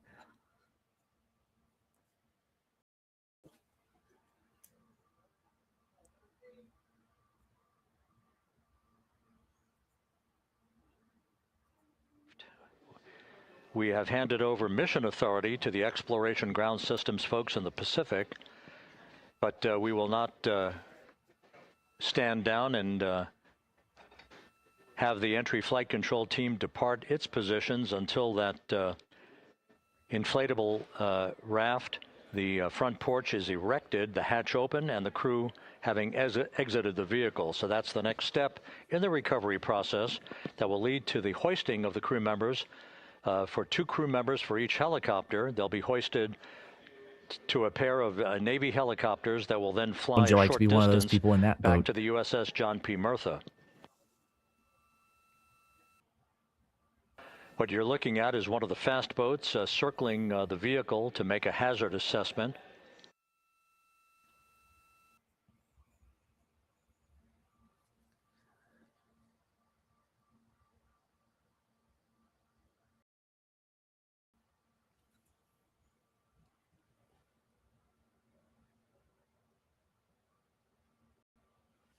It is almost time for the porch.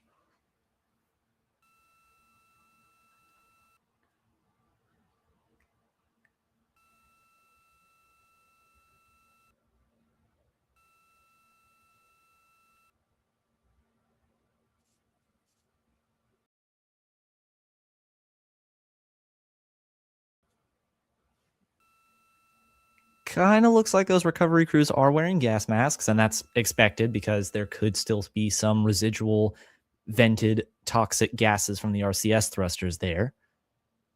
like I said, that is most likely what they're looking at to assess if it is safe enough to approach.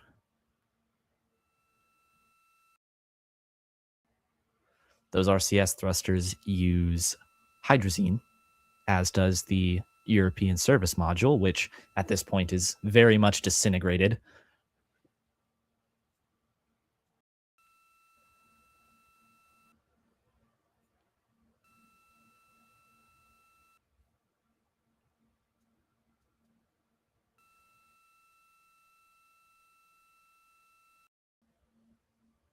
Can't tell what exactly they're doing. Looks like they have a couple of poles that they're could be sensors, something to estimate the level of gases there.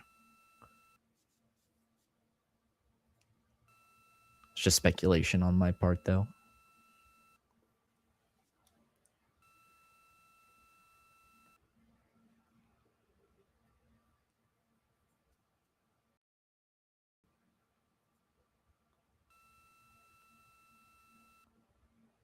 These guys are the real space pirates.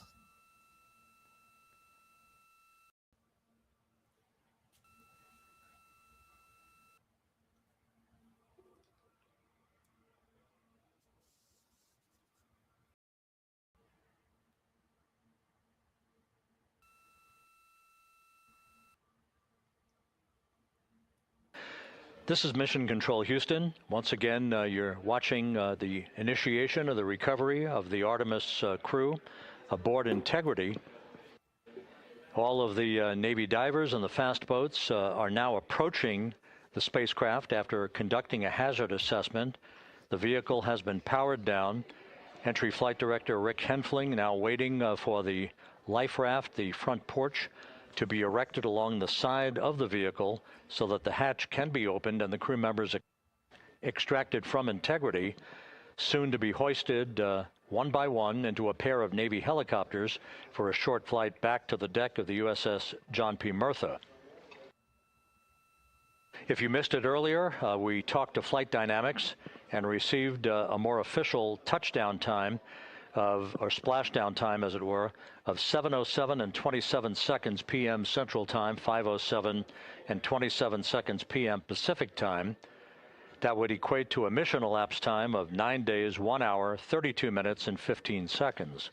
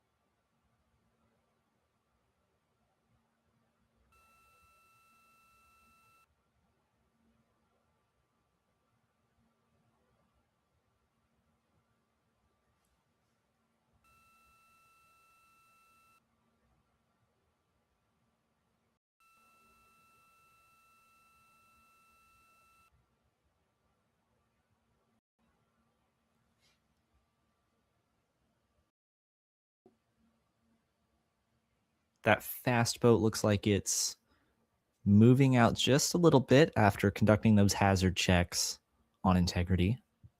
Still awaiting for the recovery teams to get the all clear to approach the spacecraft and deploy the porch. It's one of my favorite spaceflight terms ever.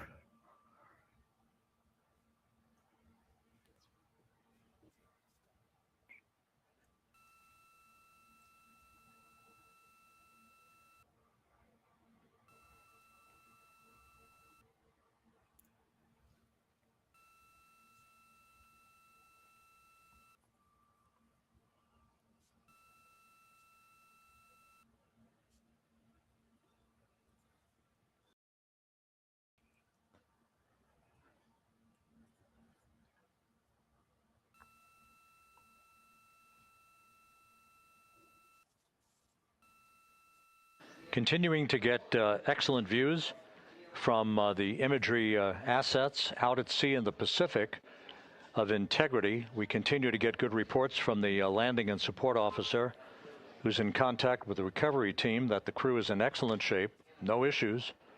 They're just currently biding their time, waiting for the front porch to be erected. We have no hazardous hazard gases and no hazardous situation with the vehicle. It performed perfectly all the way down from entry interface to its splashdown in the Pacific at 7:07 and 27 seconds p.m. Central Time.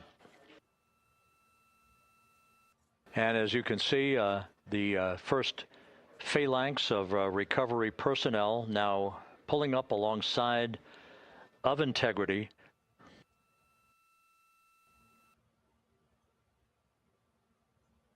This includes Navy divers, a Navy flight surgeon, and other recovery personnel who have trained for several years for this recovery process.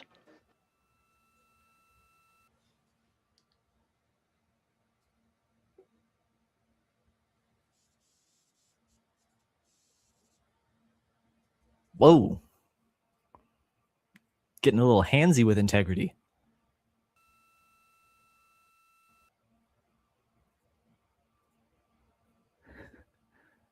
Those recovery teams getting right up there on Orion. We should soon be seeing deployment of that raft. At this hour, some 41 minutes following splashdown, the vehicle has been powered down. There's no hazardous gas emanating from the vehicle. That's why the first team of recovery personnel has been able to pull alongside Integrity. And the reports continue to come in that the 4 astronauts are in excellent shape. I am impatiently awaiting seeing this front porch.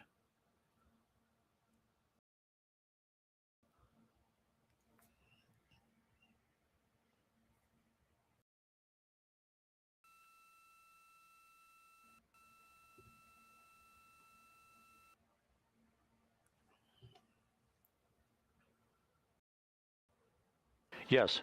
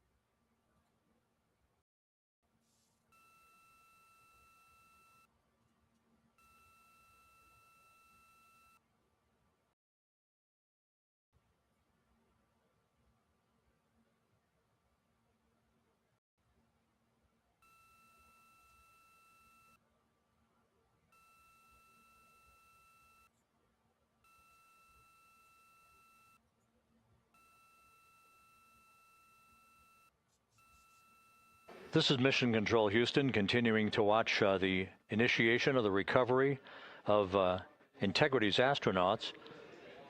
One by one, they'll be brought out of the spacecraft onto a large inflatable raft just a short time from now. In the meantime, we can go back to the USS John P. Murtha, where my colleague Megan Cruz is standing by to provide her situation report. Megan, can you hear us?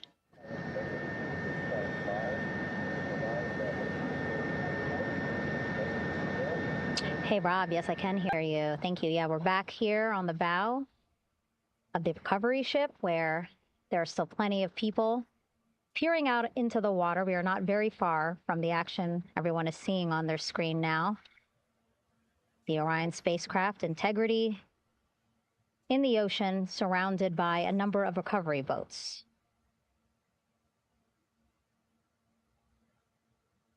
As Rob has been saying, in those recovery boats, NASA and Navy personnel specifically trained to get the astronauts out of Orion.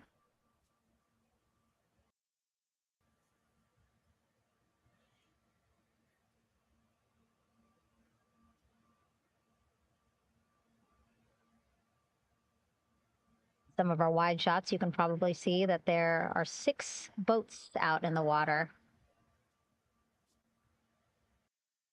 More than 40 people out in the water right now on those boats.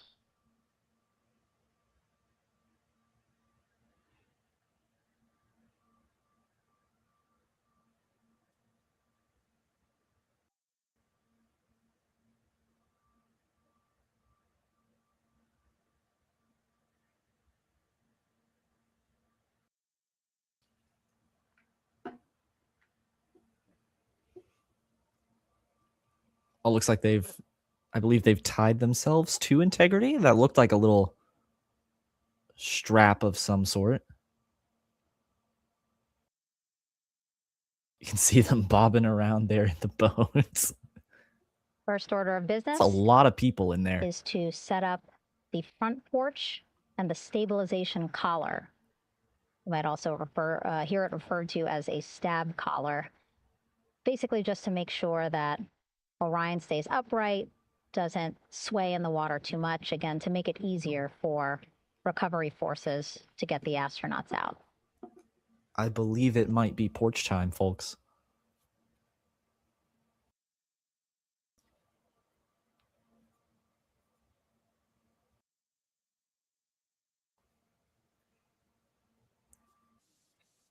Again, we splashed down in the Pacific Ocean just after 5 p.m. Pacific time here.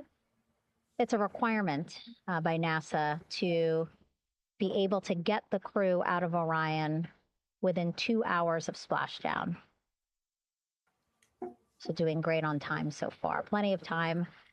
No rush either. I was speaking to NASA flight surgeon Rick Schuring earlier in this broadcast, and he said to me, no rush to get the crew out. Just want to make sure that they're feeling good. And whenever they're ready to take their step out of Orion and onto that large raft, the front porch, folks will be ready.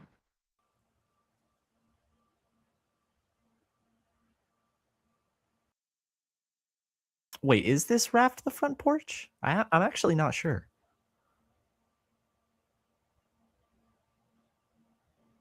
Oh. That's a strange reflection. And as It's like there are something might mission be audio happening. loops in mission control in Houston, there is a mission audio loop here on the ship. And it was just reported out that the side hatch is open. Side hatch of Integrity is open. You're getting these beautiful Hatch is shots open. from our aerial assets. The ship itself, where I'm on, just 3,000 yards away. Jeremy, Christina, Victor, Again, and plenty Reed of getting their people first on breath the of boat fresh here, Earth air. glued to the side to where they can see all this action. And again, with just 3,000 yards separating us, great views from the bow here.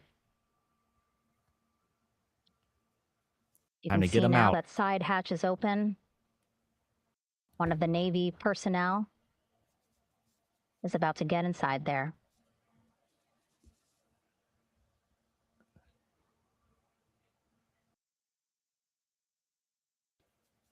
In they go.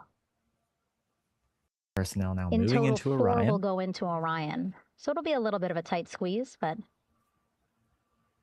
the goal is to have a recovery personnel with each astronaut assessing them.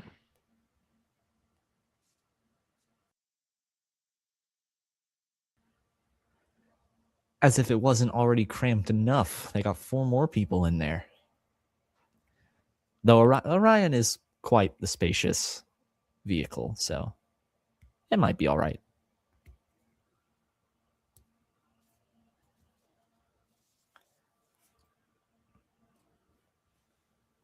Boats getting closer now. Again, that one that's right up against Orion, those are the divers that will go in to the spacecraft to check on each of the astronauts. These other boats will begin doing a number of things, putting on that stabilization collar onto Orion, building that front porch. Eventually, Okay, so the they porch has will not been retrieve the deployed yet. parachutes, as well as tow Orion back to the well deck of the recovery ship here. I was a little confused because they were talking as if that little gray raft is the front porch, but it is not.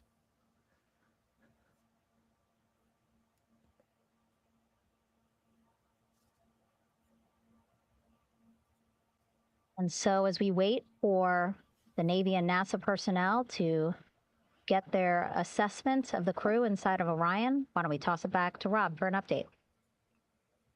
Yeah, thank you, Megan.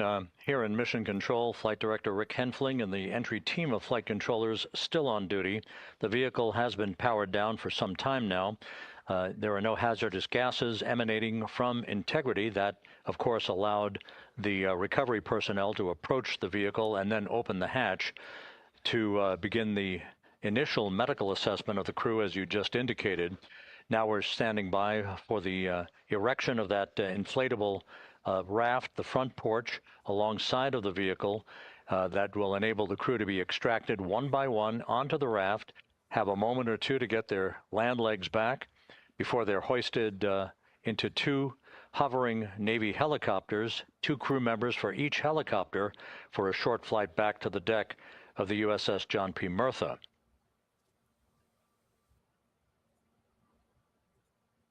All of Integrity's systems operated flawlessly throughout the course of the approach to the Earth, the entry into the Earth's atmosphere, and all of the key milestones that followed in this high-speed return to Earth for Integrity, a mission that spanned more than 694,000 miles from the vehicle's launch from the Kennedy Space Center atop the Space Launch System back on April 1st.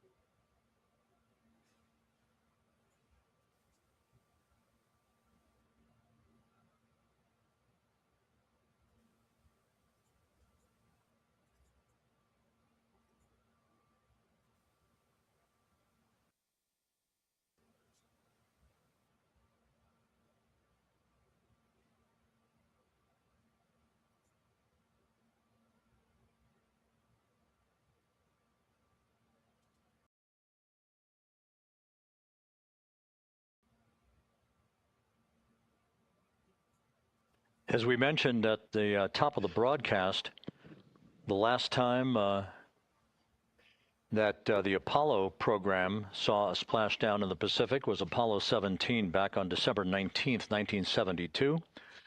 So for the first time in some 53 and a half years, we have reenacted that with the arrival of Integrity's astronauts as they flew around the moon in that historic lunar flyby that began with a trans-lunar injection burn that took them out of Earth orbit following 24 hours of a high Earth orbit trajectory. The high Earth orbit trajectory enabled flight controllers here to have a full 24 hours to evaluate the systems on Integrity and the condition of the crew before they would commit to flying to the moon.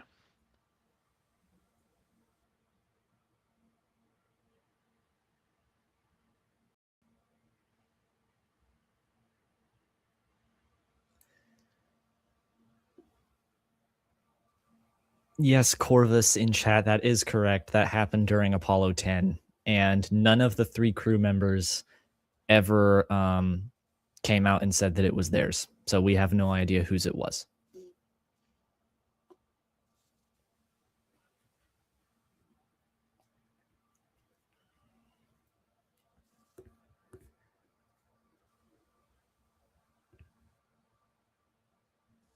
They are swimming.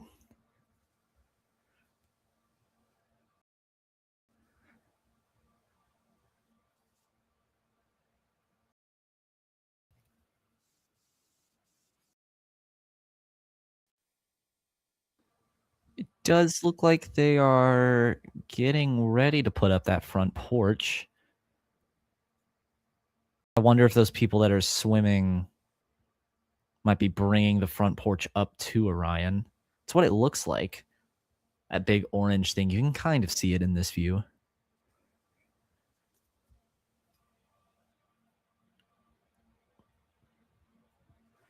But the hatch is open, and there are personnel inside Orion right now helping Reed, Victor, Christina, and Jeremy get out very shortly.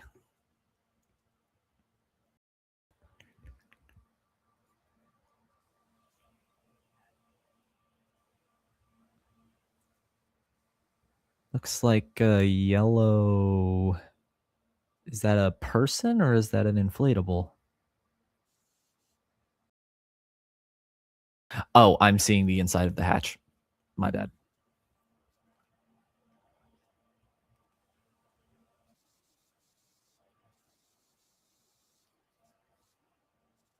Got a brief glimpse of some people there in the spacecraft.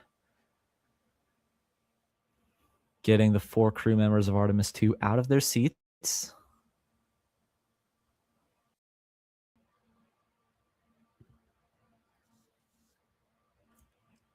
Integrity is looking good. Looking a bit well done, but good.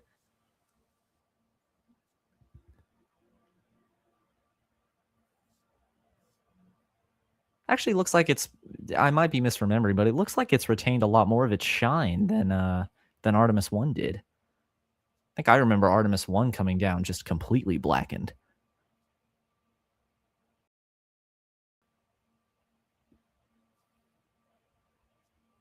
That's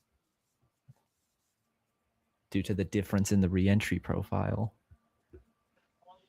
With the side hatch of Orion having been opened to set the stage for the erection of the inflatable life raft, known as the front porch, to be erected alongside the spacecraft for the extraction of the crew. Let's play for you an interview that my colleague Megan Cruz conducted on the USS John P. Murtha with Navy diver First Class David McMahon that explains how this process is unfolding. Okay, Davey, so you and some of your team, one last look over of the stabilization collar, correct? Yes, ma'am. Okay, so what is this stabilization collar? This is what's going to stabilize the capsule out there in the ocean. We don't know how good the weather or the waves will be that day, so this will help prevent any unnecessary occurrences from happening, stabilizing the capsule and the astronauts inside. So basically this is a float that will go around Orion. I'm assuming that what they're doing right now, these are the lines that will attach the collar onto Orion? That is correct. And so what are they doing here? So we've got the lower line that will secure the inflation device before we inflate it. That gives us the go-ahead that it's secure in space, and then we'll inflate it. And then once that is done, we'll undo all the carabiners and get this orange line on top tied in the same fashion. And then this will be secured to the capsule, and the astronauts can safely take their first steps. You can see there, the front porch is just essentially a big donut-shaped floaty. Okay, and how long will it take them to set up the stabilization collar? You should definitely be able to handle this in under 10 minutes.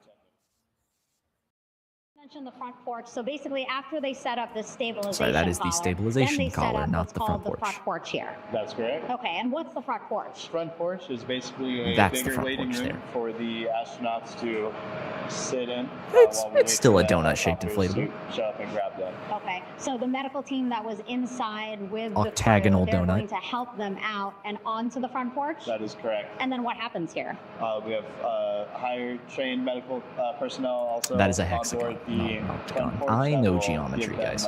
Look overs and just make sure they're okay. while we wait for the helicopters to show up.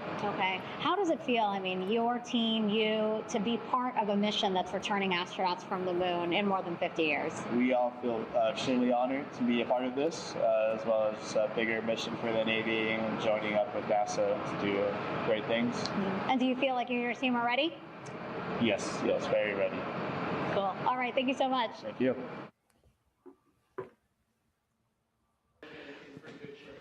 Once again, the recovery operations are continuing out in the Pacific. We shortly should see that life raft, the front porch, erected alongside the side hatch of the vehicle. Heard some cheering there.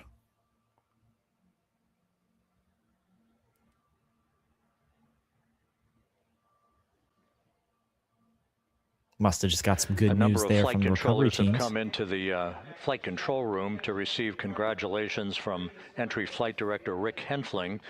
But we're going to stick with our operations out in the Pacific as we await the extraction of the 4 crew members who are reported to be in excellent condition.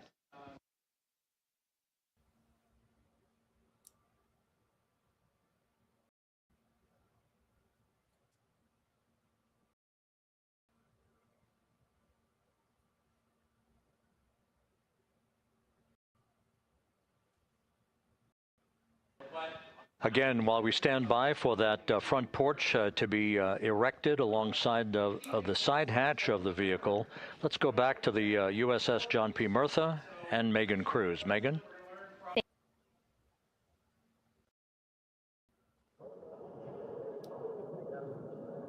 Hey, Rob.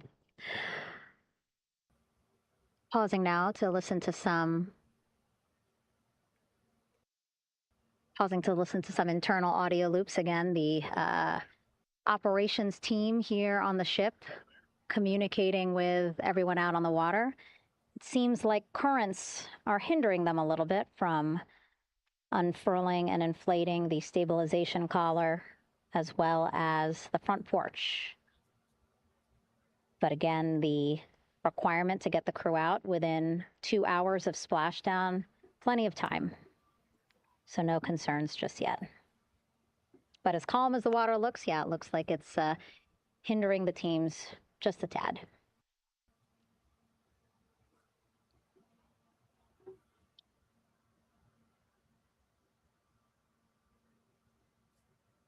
You can see in some of our shots that side hatch still open.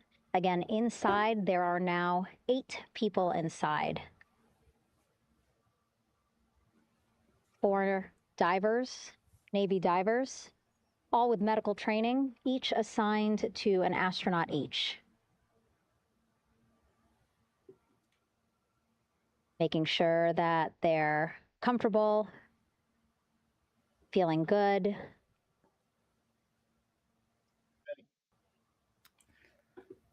As you've heard us say in the broadcast, they expect.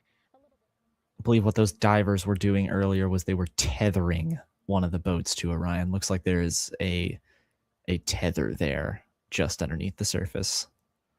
If you think you get carsick.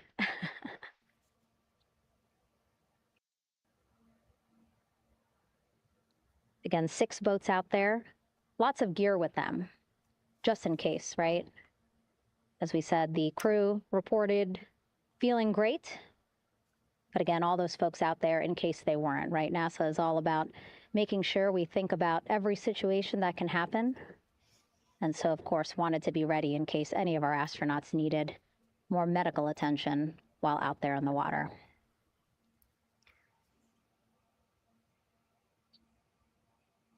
You see now teams, again, trying to set up the stabilization collar and front porch for the crew to get out of Orion. They need both, right? The stabilization collar will keep Orion from swaying as you see it is doing now.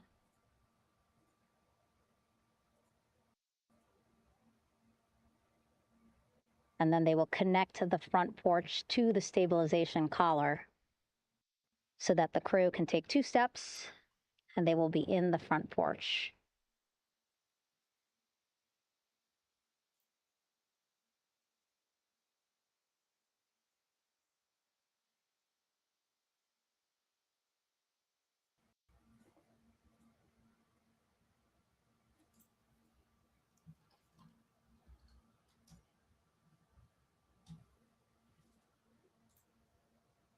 Not a lot of chatter on the mission audio loops. That's a good thing. Again, things proceeding pretty nominally, even if they're fighting some currents out there on the Pacific Ocean.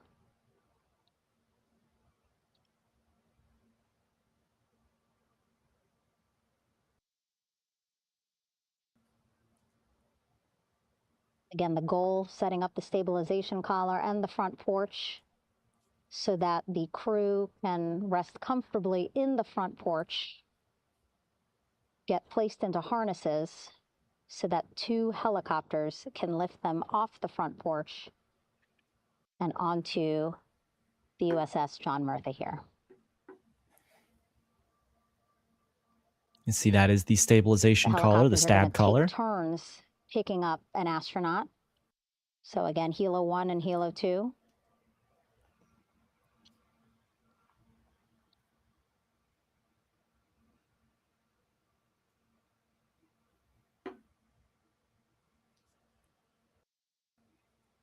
Okay, and the recovery team here on the ship just got a report from the undersea medical officer who is inside the capsule with the crew. He is reporting all 4 members are green. All of our 4 astronauts, Reed, Victor, Christina, Jeremy, green, meaning they are feeling great, not the complexion of their skin. They are feeling great, happy to be home, and ready to be extracted as soon as possible. I believe that is the 3rd or 4th time NASA have clarified that it does not refer to their complexion. So, as I was saying, but that is good we news. have 2 helicopters circling the activity you're seeing on the water right now. Each will take turns picking up an astronaut. So Helo 1 will come on in, hover above the front porch, about 40 feet above the front porch. A Navy recovery specialist will be hoisted down into the front porch. We'll connect to the first astronaut, which we're expecting to be Christina. And then Helo 2 comes around, picks up Jeremy, while Helo 1 stays above head. And then Helo 1 will come back in for another astronaut, and then Helo 2 for the last astronaut, and then back to the flight deck here on the recovery ship.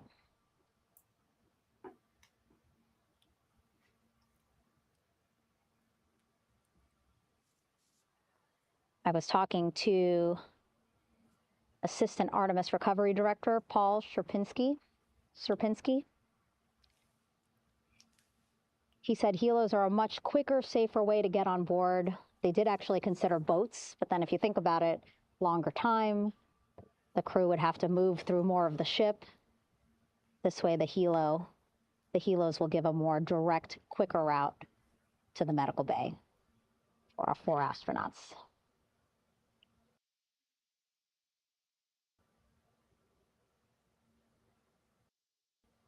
Beautiful shots from our aerial and imagery teams.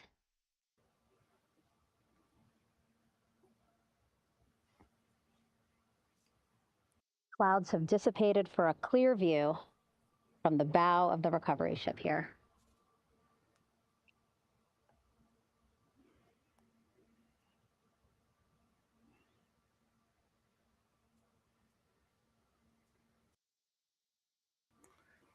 Looks like those divers are going through quite the hassle to get this collar around integrity.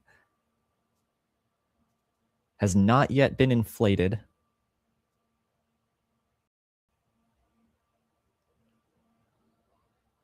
Ryan, that is that stabilization collar we've been telling you about.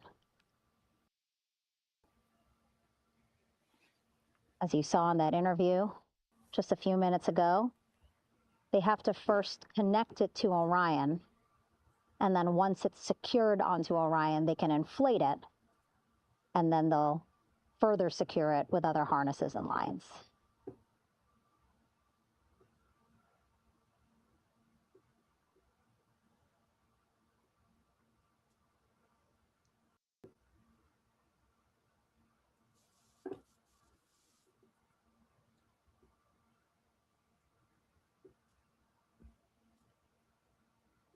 About an hour and 10 minutes since splashdown in the Pacific Ocean here.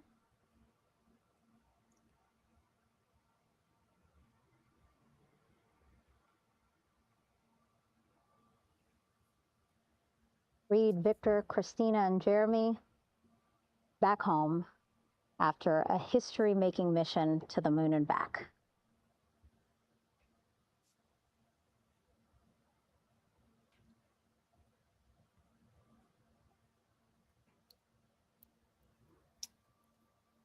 Yeah, as you mentioned, Yazada, Christina comes out first, and then I seem to remember them saying a little while ago that Reed would come out second, but perhaps the orders changed, or maybe I'm just misremembering.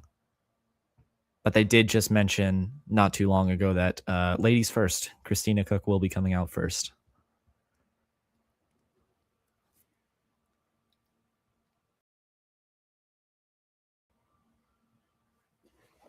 Looks like they're starting to get that stabilization collar wrangled. Won't be too long now before we see the front porch come out.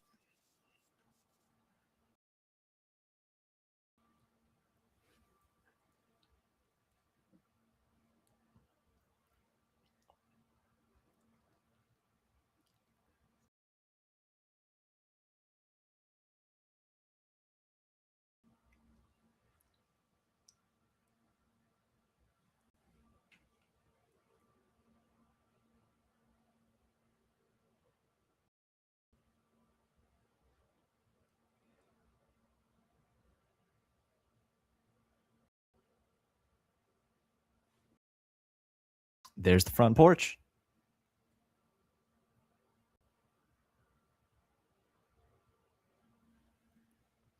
Looks like a nominal porch deployment.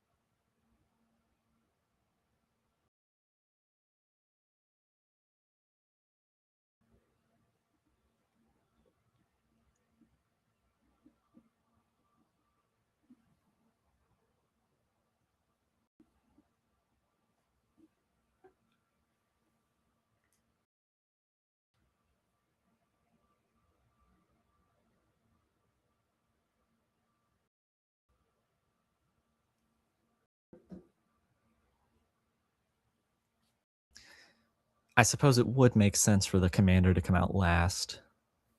Prop up the spacecraft. It's basically lifting it up off of the water just a tad. Again, so it's not so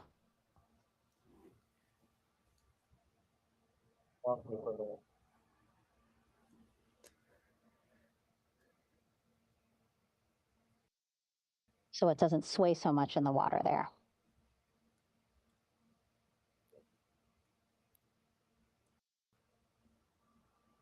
So got that stab collar set up. Got some of the personnel walking around to the hatch. Front porch is out. Looks like it's nearly fully inflated as well. You can see a much larger surface area.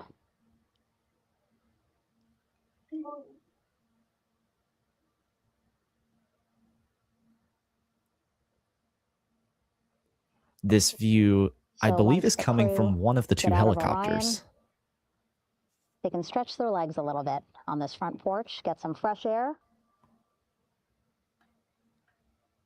We just saw the other one fly past a second ago. Enjoy this beautiful day here on their home planet.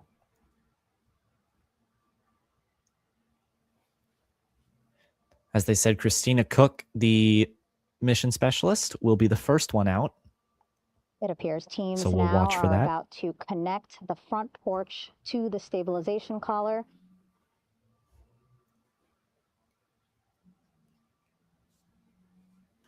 And at that point, when both are secure, we should soon see astronauts come out of Orion.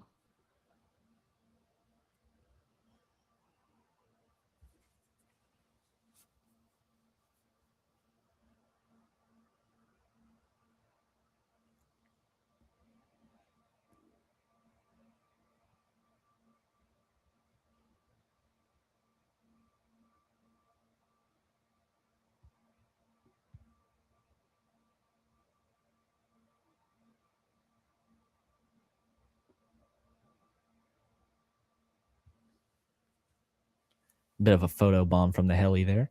All these views you see also being fed to the Landing Force Operations Center here on the ship. Of course, it is very important for our recovery teams leading the mission to have all the views that you're seeing as well. Again, listening to their communication loop here on the ship. Very quiet, which is a good thing. It means things are going pretty nominally, meaning as expected.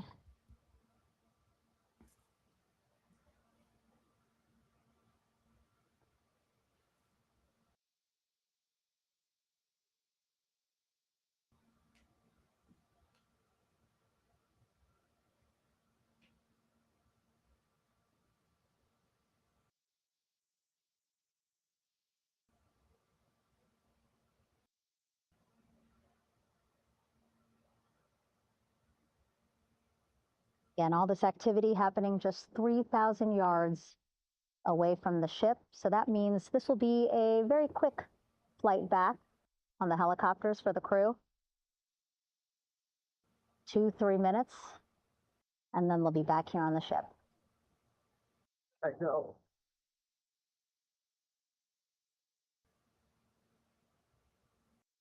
Okay, saw a thumbs up from one of the personnel on the front porch. It looks like they are now getting ready to deploy what they call the Air Rescue Vest, ARV.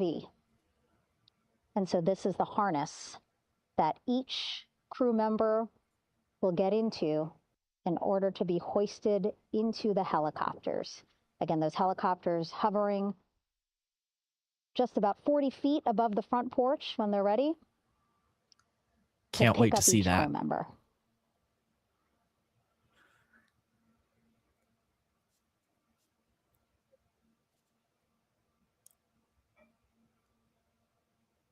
Something we obviously don't see with the Dragon recoveries, because Crew Dragon is just hoisted directly onto the ship.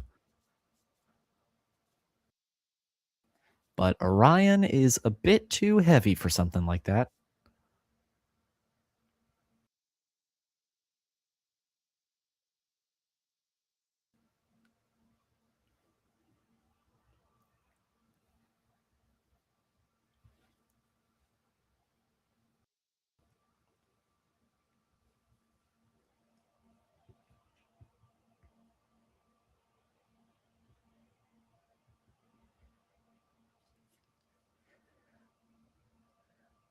But you heard the call outs there. We should be seeing mission specialist Christina Cook come out very shortly. She will don that harness and be hoisted up into the helicopter about 40 feet above where Integrity is right now. She will be sharing that helicopter, I believe, with the other mission specialist, Jeremy Hansen. This is Mission Control Houston. Behind me, a fairly raucous scene as hundreds of flight controllers have poured into the flight control room here. This is reminiscent of the scene after the final shuttle mission of STS-135, although that was the end of a program. This is only the beginning of a program with the textbook splashdown of Integrity and its 4 astronauts. We're standing by for the crew to be extracted from the spacecraft.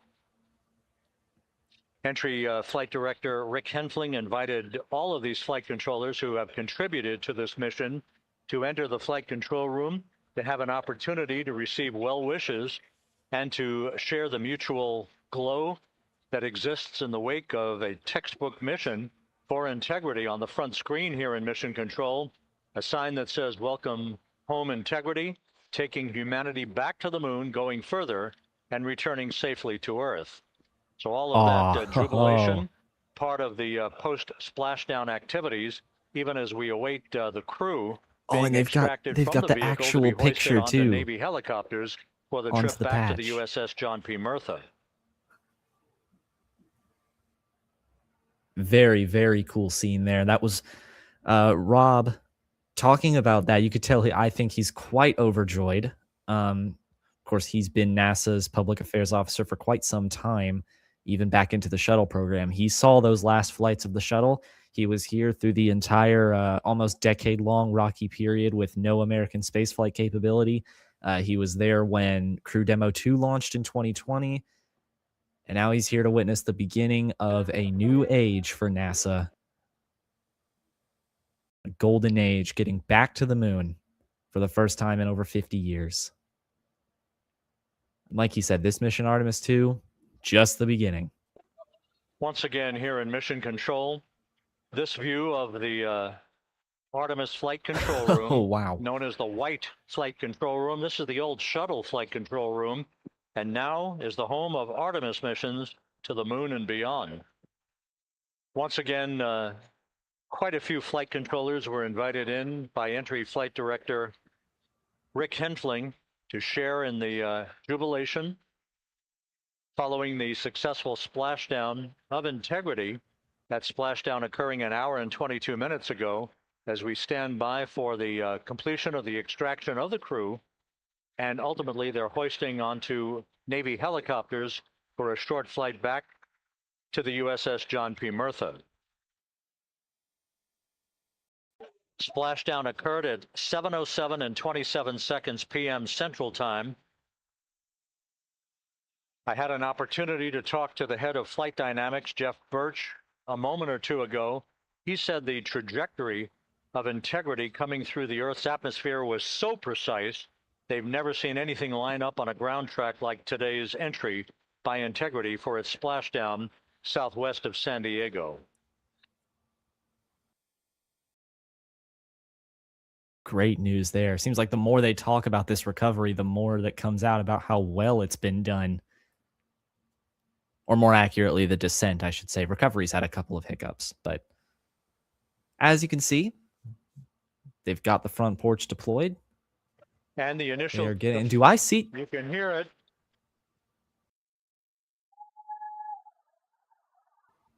Indeed. There's Christina.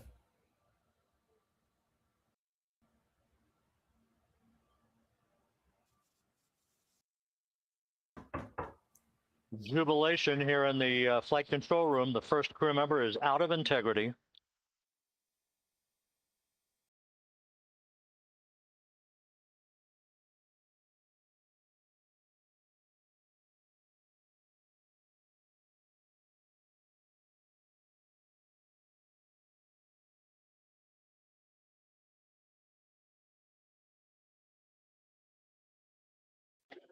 We are expecting the other crew members momentarily to be extracted.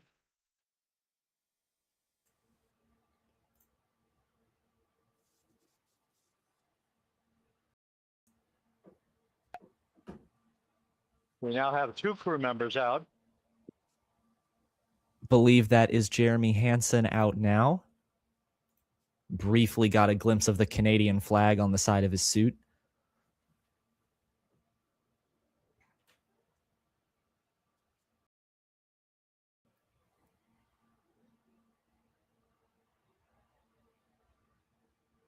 Two crew members out, 2 to go.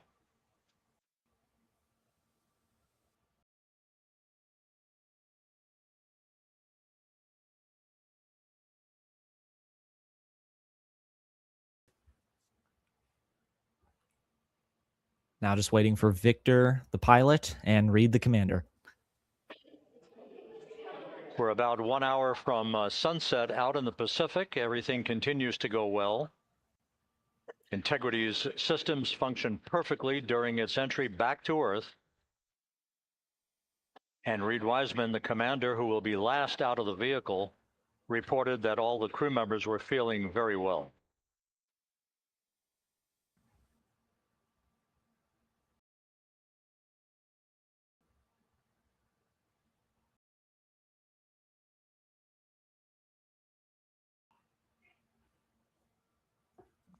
Crew member number 3 now out.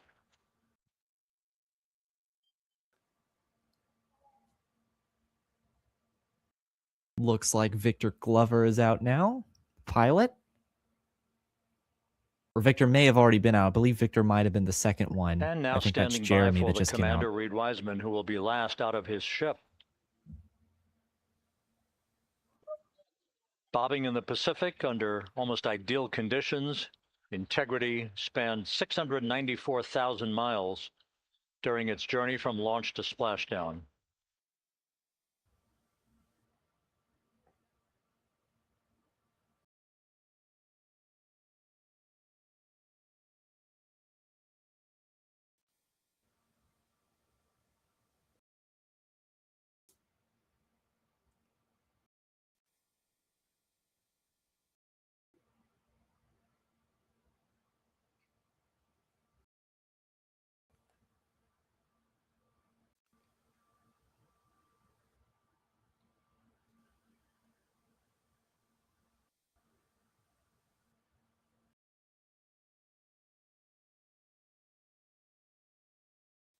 And we now have Reed Wiseman out of the vehicle, all 4 crew members now out of Integrity.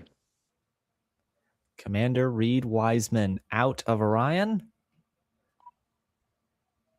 All 4 astronauts on the front porch.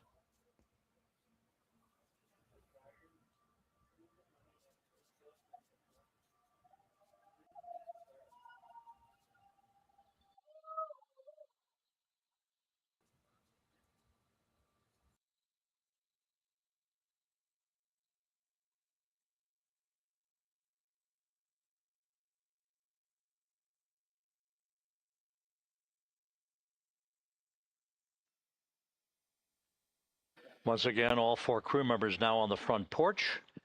And the procedure to begin hoisting them up to these 2 Navy helicopters hovering overhead will begin shortly.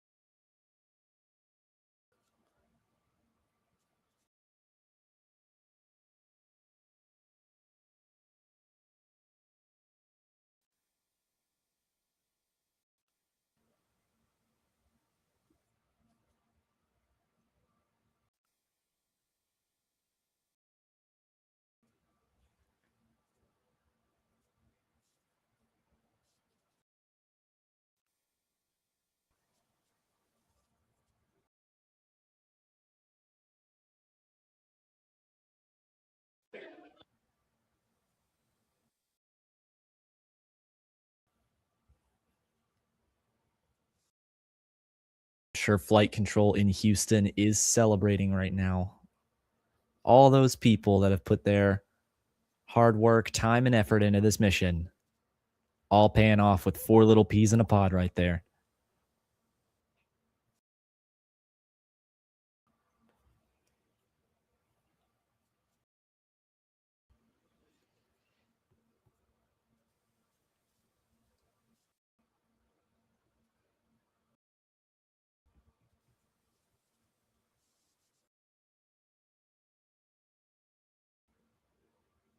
This is Mission Control Houston. The mission is over, but the melody lingers on as jubilation continues here in the flight control room. We should be expecting NASA's Associate Administrator, Amit Kshatriya, to be joining us shortly for a short interview while the recovery operations continue out in the Pacific. So we'll stand by for that. And then we'll turn it back over to Megan Cruz aboard the USS John P. Murtha. don't know if you saw hugs all around there from the crew and the recovery teams.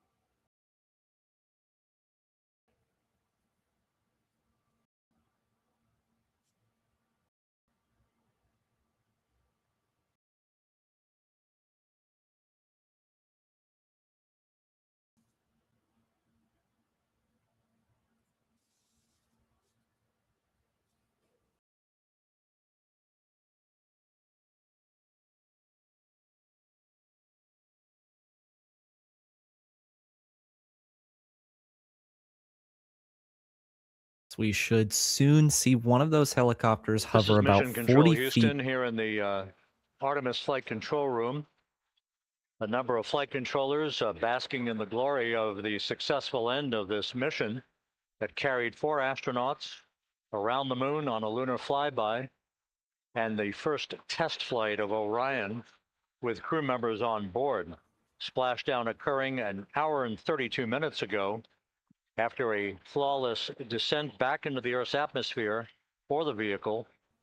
Its 4 crew members in good shape, simply enjoying their time right now on the front porch, as it were, the inflatable raft alongside of their Integrity spacecraft. We're expecting Ahmed Shathria, the NASA Associate Administrator, to join us here momentarily for a brief interview before we turn it back over to Megan Cruz aboard the USS John P. Murtha, the recovery ship.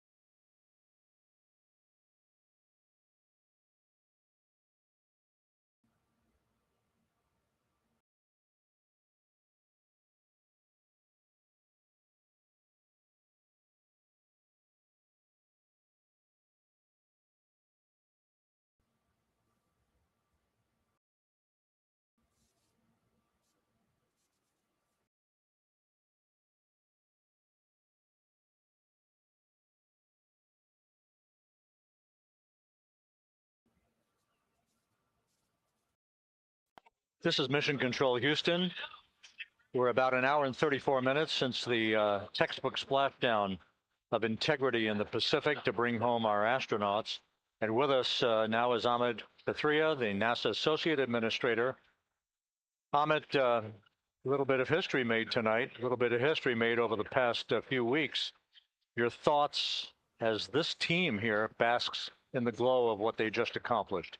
Yeah, Rob, we're here in the control center, and it's kind of overrun with jubilant folks in the mission control, Houston, as well as engineering, and folks that just want to be here, part of it, as we watch our crew get extracted from the vehicle. And my thought is always, always, always about these teams. The team that's in the water right now, pulling the crew out. The team here in Houston that worked so hard over the last 10 days, no sleep to get this done.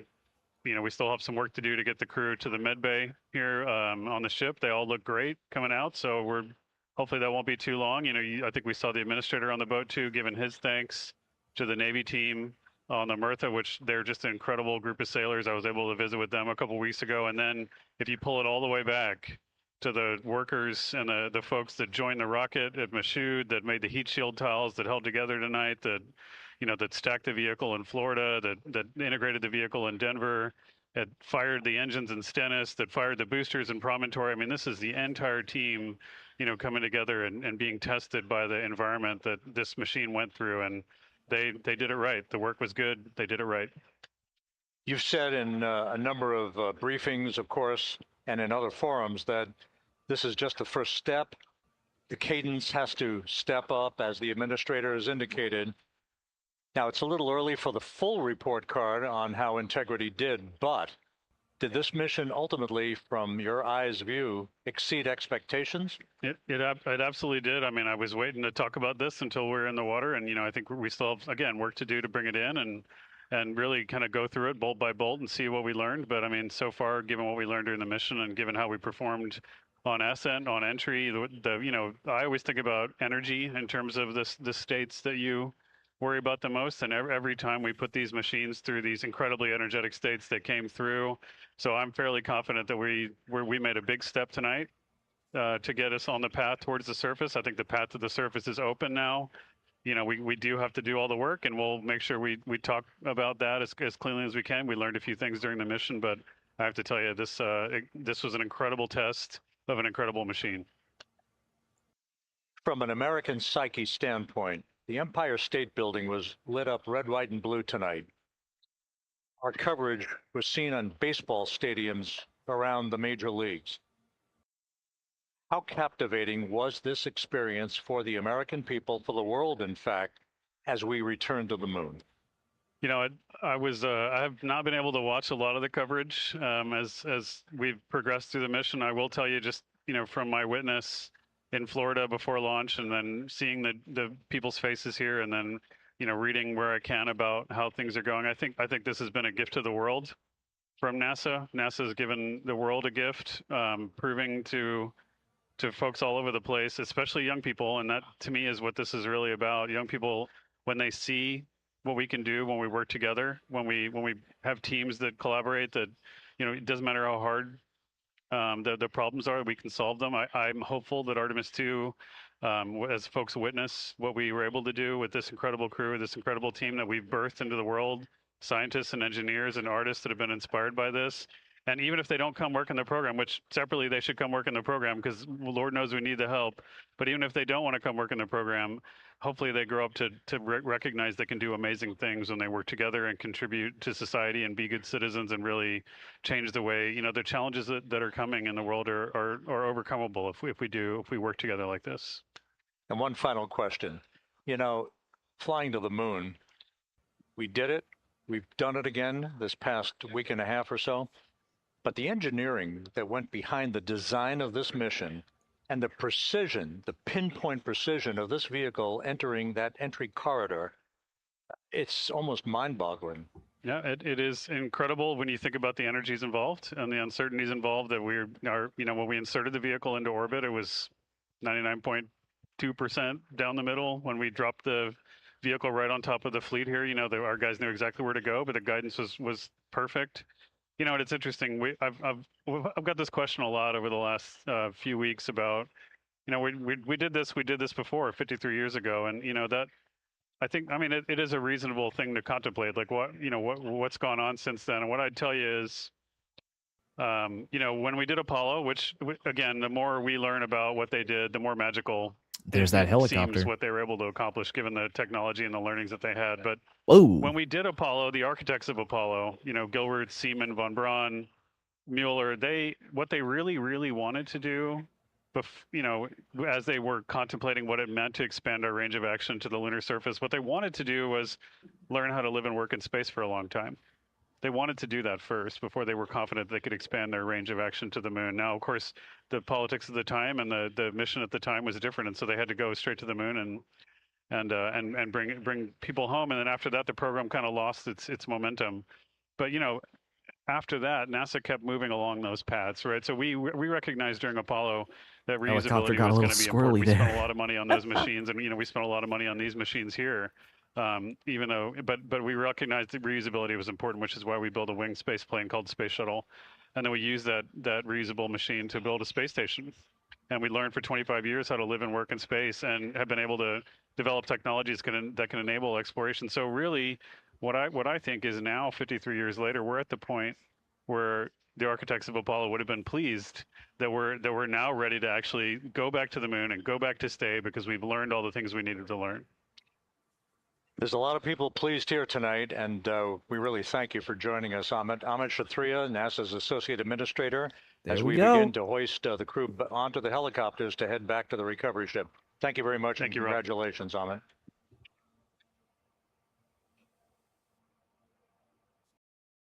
That I believe is Christina. It's either Christina or Jeremy. What a ride.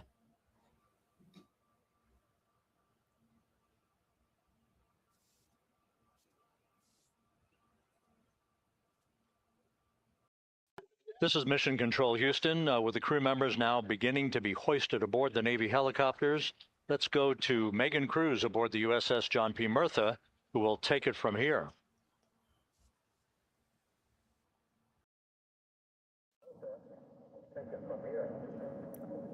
Hey, Rob. Yeah, back on the bow of the ship here, we are seeing the helicopters circling Orion.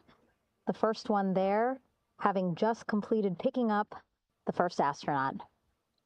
Helo 2 now, hovering just 40 feet above the front porch, lowering a recovery specialist out of the helicopter. That person will touch down in the front porch just there.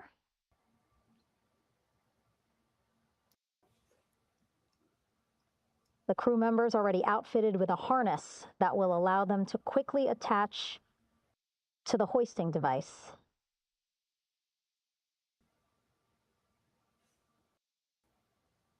Look at the power of those blades throwing water out at the center there.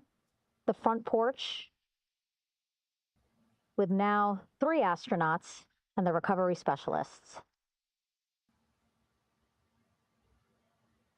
Again, crews already outfitted with a harness vest. There goes the and second. Here we go. Second astronaut now off the front porch, getting hoisted into that rotor wash the is second wild. helicopter.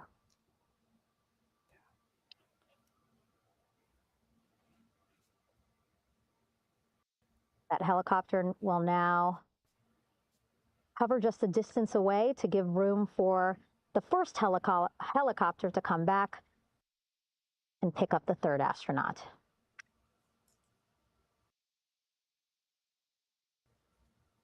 As we wait for that helicopter to come back, make its way back around, just want to mention that the President of the United States called our NASA administrator today while he was on the ship, just minutes after we interviewed him live on our coverage, and congratulated him and NASA on this history-making moment tonight. Helicopter 1 again hovering 40 feet over the front porch. We will soon see another recovery specialist getting lowered onto the front porch. Wow, imagine sitting on that front porch, the wind, the water. But again, the recovery team determined that a helicopter flight back to the ship here would be safer, faster, and more comfortable for our crew, who just completed a 10-day mission around the moon.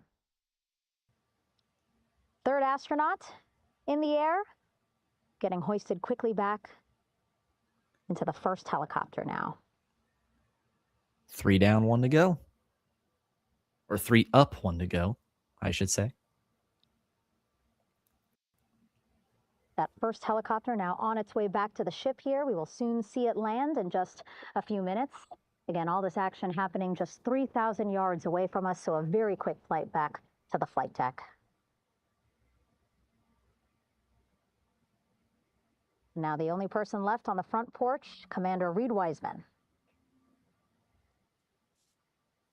That second helicopter now making its way back over to the front porch. Here it comes.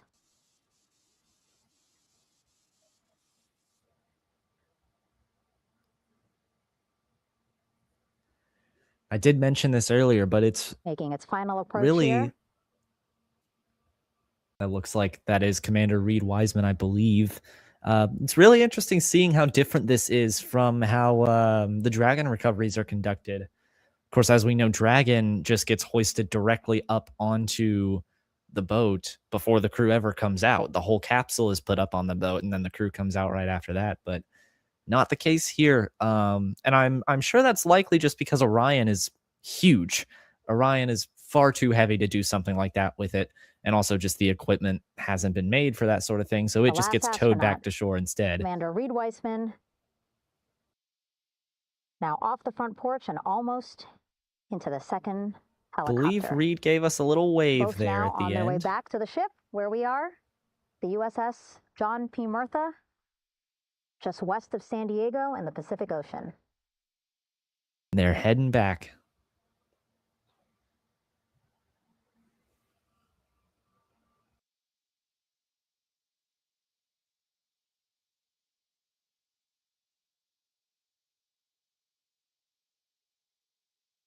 Exciting to see our 4 crew members minutes away from landing on the flight deck here on the recovery ship.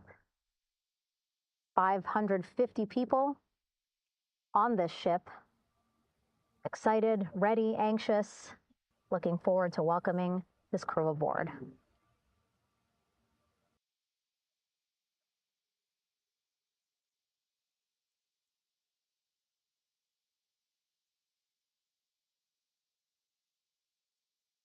Watching them now with our own eyes. Close to the ship here. Hearing them begin to hover on the flight deck, which is just across from us, here on the bow.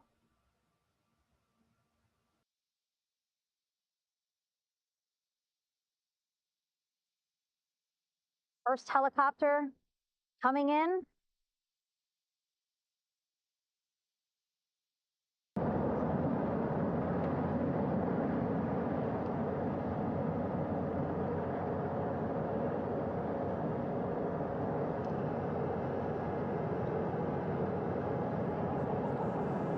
Awesome footage of those helis. And wheels down. Wheels down of the first helicopter carrying 2 of our Artemis II crew. Pilot Victor Glover and mission specialist Christina Cook.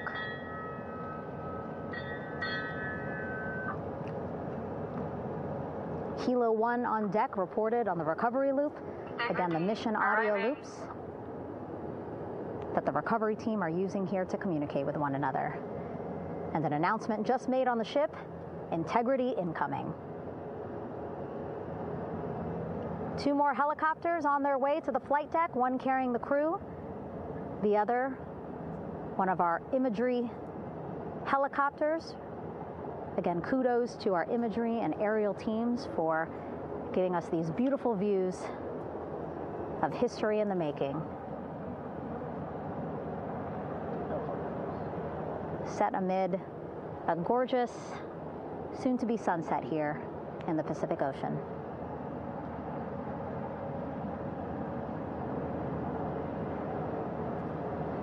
Second helicopter. Carrying Jeremy and Reed. Making its approach of the flight deck.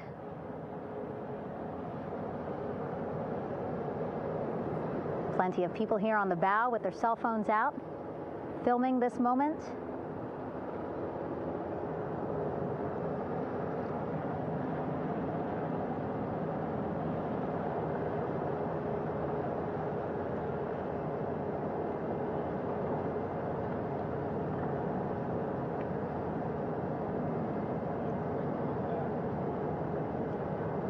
Some impressive flying here by the Navy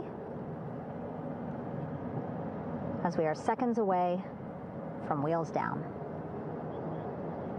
And there you go. We now have all 4 Wheels Artemis down. II crew members on the USS John P. Murtha.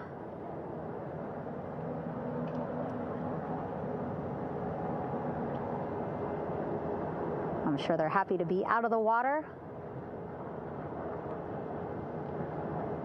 and on this recovery ship with, again, 550 people on board, ready to welcome them home.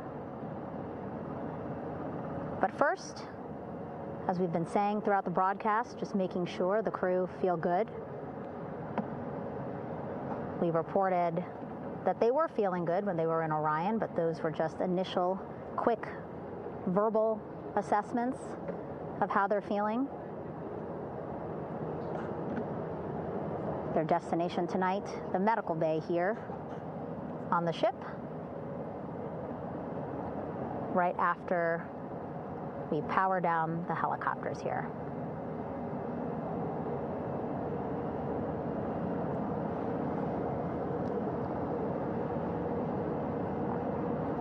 The team on the flight deck working quickly but methodically.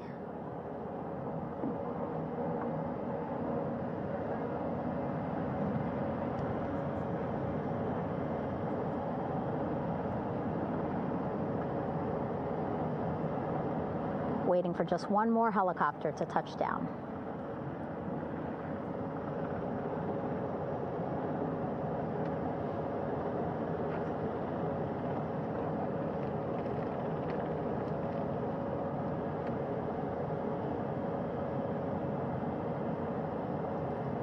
Very limited personnel here on the flight deck. Restricted maneuver doctrine is in effect. As that third helicopter touches down.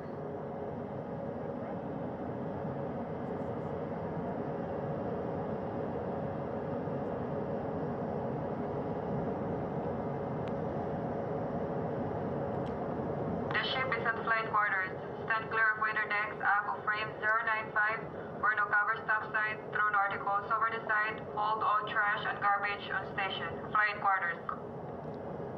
While just a few folks on the flight deck itself, there are plenty more on some upper decks.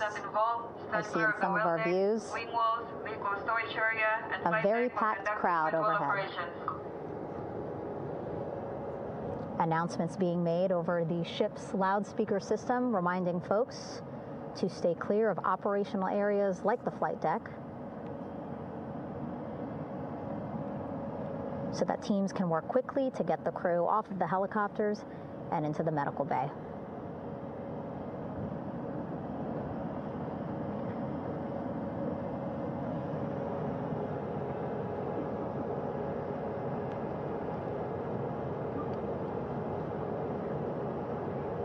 Splashdown today, 5:06 p.m. Pacific time. We are within 2 hours of that splashdown time, and already we have all 4 crew members on the flight deck of the USS John P. Murtha.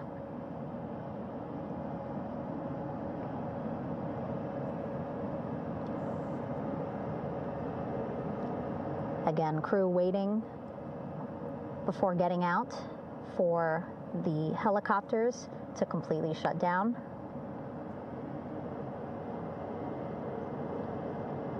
Safety, of course, very important to NASA and the U.S. military.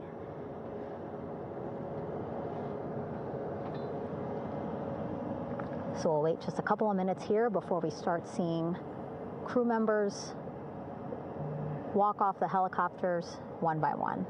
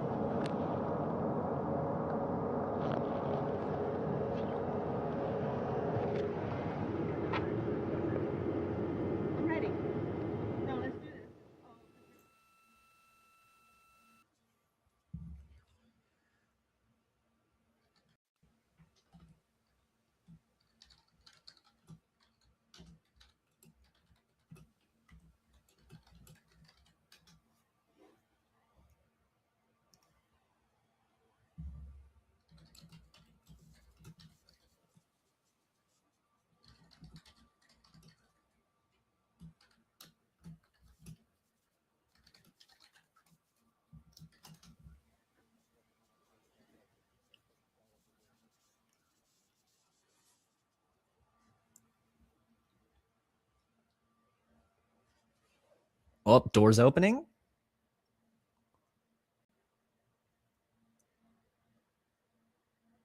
See if we can see the astronauts walk out. Or maybe get wheeled out. All right, and now here we see pilot Victor Glover. There he is. And mission specialist Christina Cook sitting on the edge of one of the helicopters, looking in great spirits. That familiar smile and laugh from Victor, I can see it from here. Christina, I'm sure, feeling the same way, just blocked a little bit by our camera here, but we'll see her here shortly. A photographer taking their pictures. Victor saluting folks on the flight deck. They look like they're in great spirits. Happy to be home, I'm sure.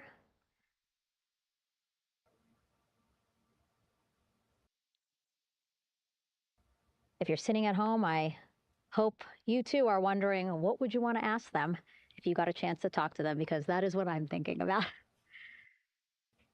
Getting the opportunity to talk to or ask questions of these 4 astronauts who just made history as the first crew to return to the moon since 1972.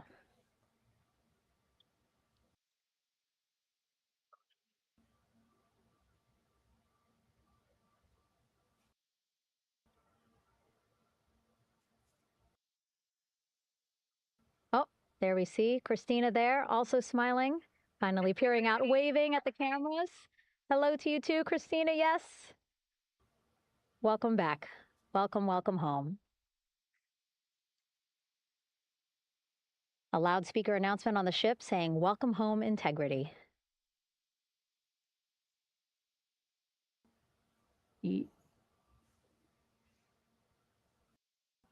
Victor in great spirits.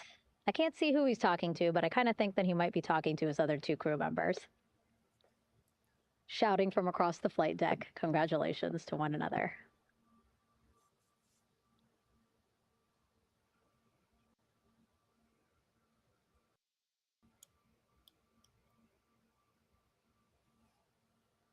And so now we see some Navy personnel walking up to the helicopter. This is again the first helicopter carrying pilot Victor Glover and mission specialist Christina Cook. Both have taken off their helmets now.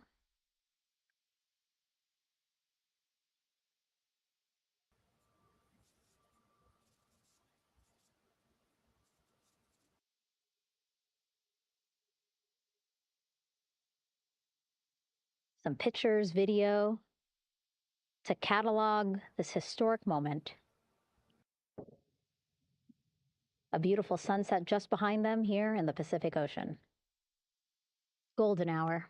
These pictures will be beautiful.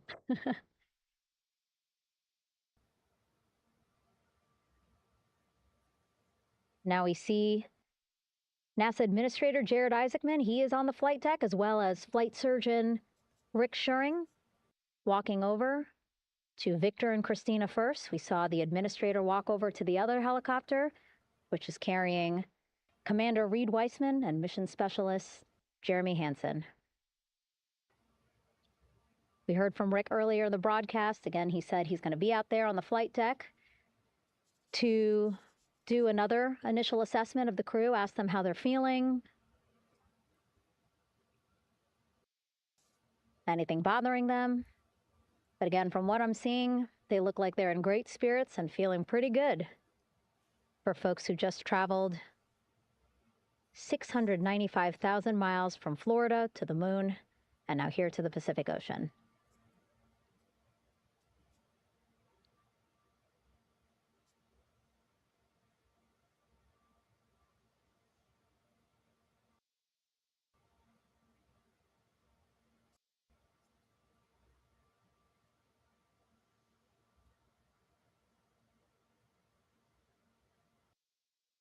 We're now seeing NASA Administrator Jared Isaacman walking across the flight deck. He had been talking to Reed and Jeremy, now approaching Victor and Christina. A hug from Victor? A hug from Christina? What a moment that we're getting to experience together.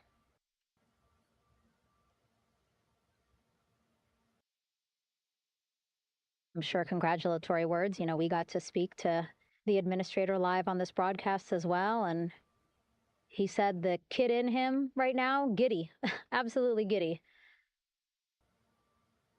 at what we were able to accomplish today. Returning them Hugs home all around safely on deck. and in good spirits after a 10-day mission around the moon. And here we go. We're seeing Jeremy walking, waving across the flight deck, now on his way to the medical bay.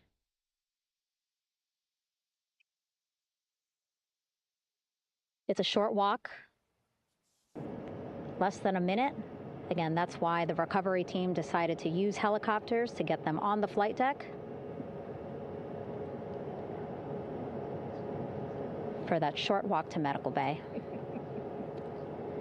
And now on the flight deck, we see the chief of the astronaut office, Scott Tingle. Rick Schuring switching places. He's going over to the other helicopter. Big hugs from Victor, Christina to Scott. Again, a gorgeous sunset setting the stage for this recovery tonight.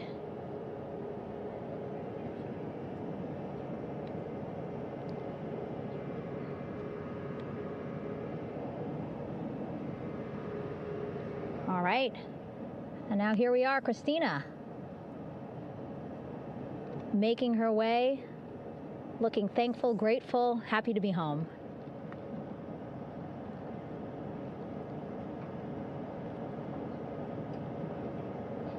You can see she's looking up again, lots of people, just a few levels up off the flight deck, welcoming her home. They're up on their feet Scott and holding walking. the door like a gentleman, but back on his way to the other crew still on the flight deck. They flew from Florida to California, mother of all detours.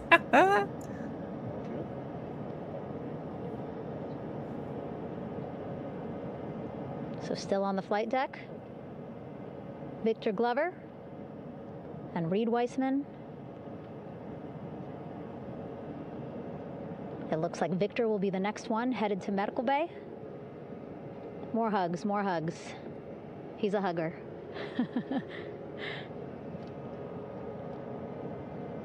Victor looking good as he walks across the flight deck.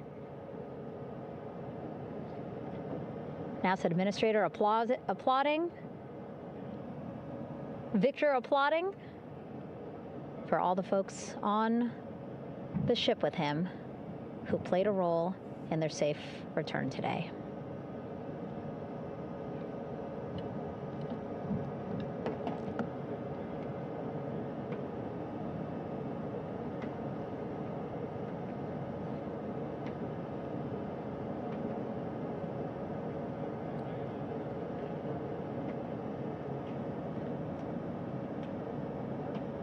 And finally, just one Artemis II crew member left on the flight deck, Commander Reed Weissman.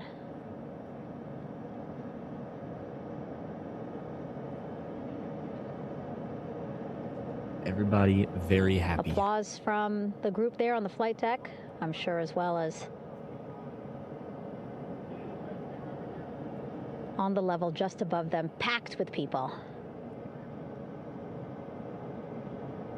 Reed looking good as he takes his steps towards the medical bay.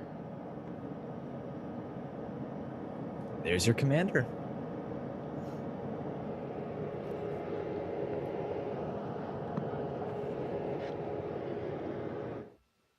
See our 4 Artemis II crew members back on the ship.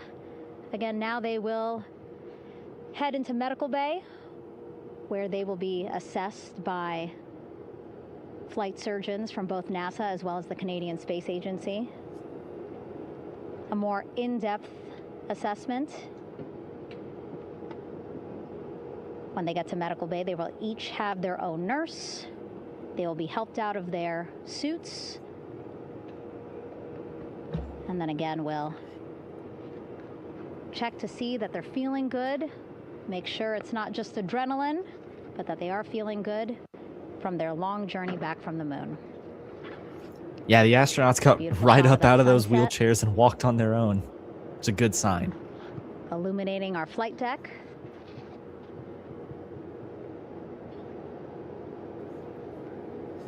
All right. And with that, we have 4 Artemis astronauts back on Earth, back on the deck, being checked out at the USS John P. Murtha. Integrity safe in the water, about to be towed back on the shore. We had a picture-perfect re-entry and descent of Orion. And I think it is about time to call it a stream. Keep in touch with NASA, though. We will have a post-landing press conference coming. I'm not exactly sure when it's going to be. It was originally 9:30 p.m. Central, but that's in 15 minutes, so I'm sure it's been delayed at this point. But watch for further updates on the crew, on their medical status, and on Integrity as it gets towed back to shore. But with that, the Artemis II mission is complete, and we are ready to continue on. This is just the beginning, as Administrator Isaacman said earlier, but it is nonetheless a huge step forward. The completion of the first crewed flight to the moon in over 50 years. Congratulations to all of the NASA, ESA, CSA, all of the teams behind this mission that made it all possible. I'm sure this is a very, very significant moment for them. The celebrations continue, but now the work begins for Artemis III. But until then, and until the next stream, I've been your host, Caden. Thank you for watching. Be sure to leave a like and subscribe if you enjoyed. It always helps us out. We appreciate all of our supporters, everyone that came in and asked questions and talked in chat. And with that, I will see you in the next one. This is Caden from Avid Space, signing off.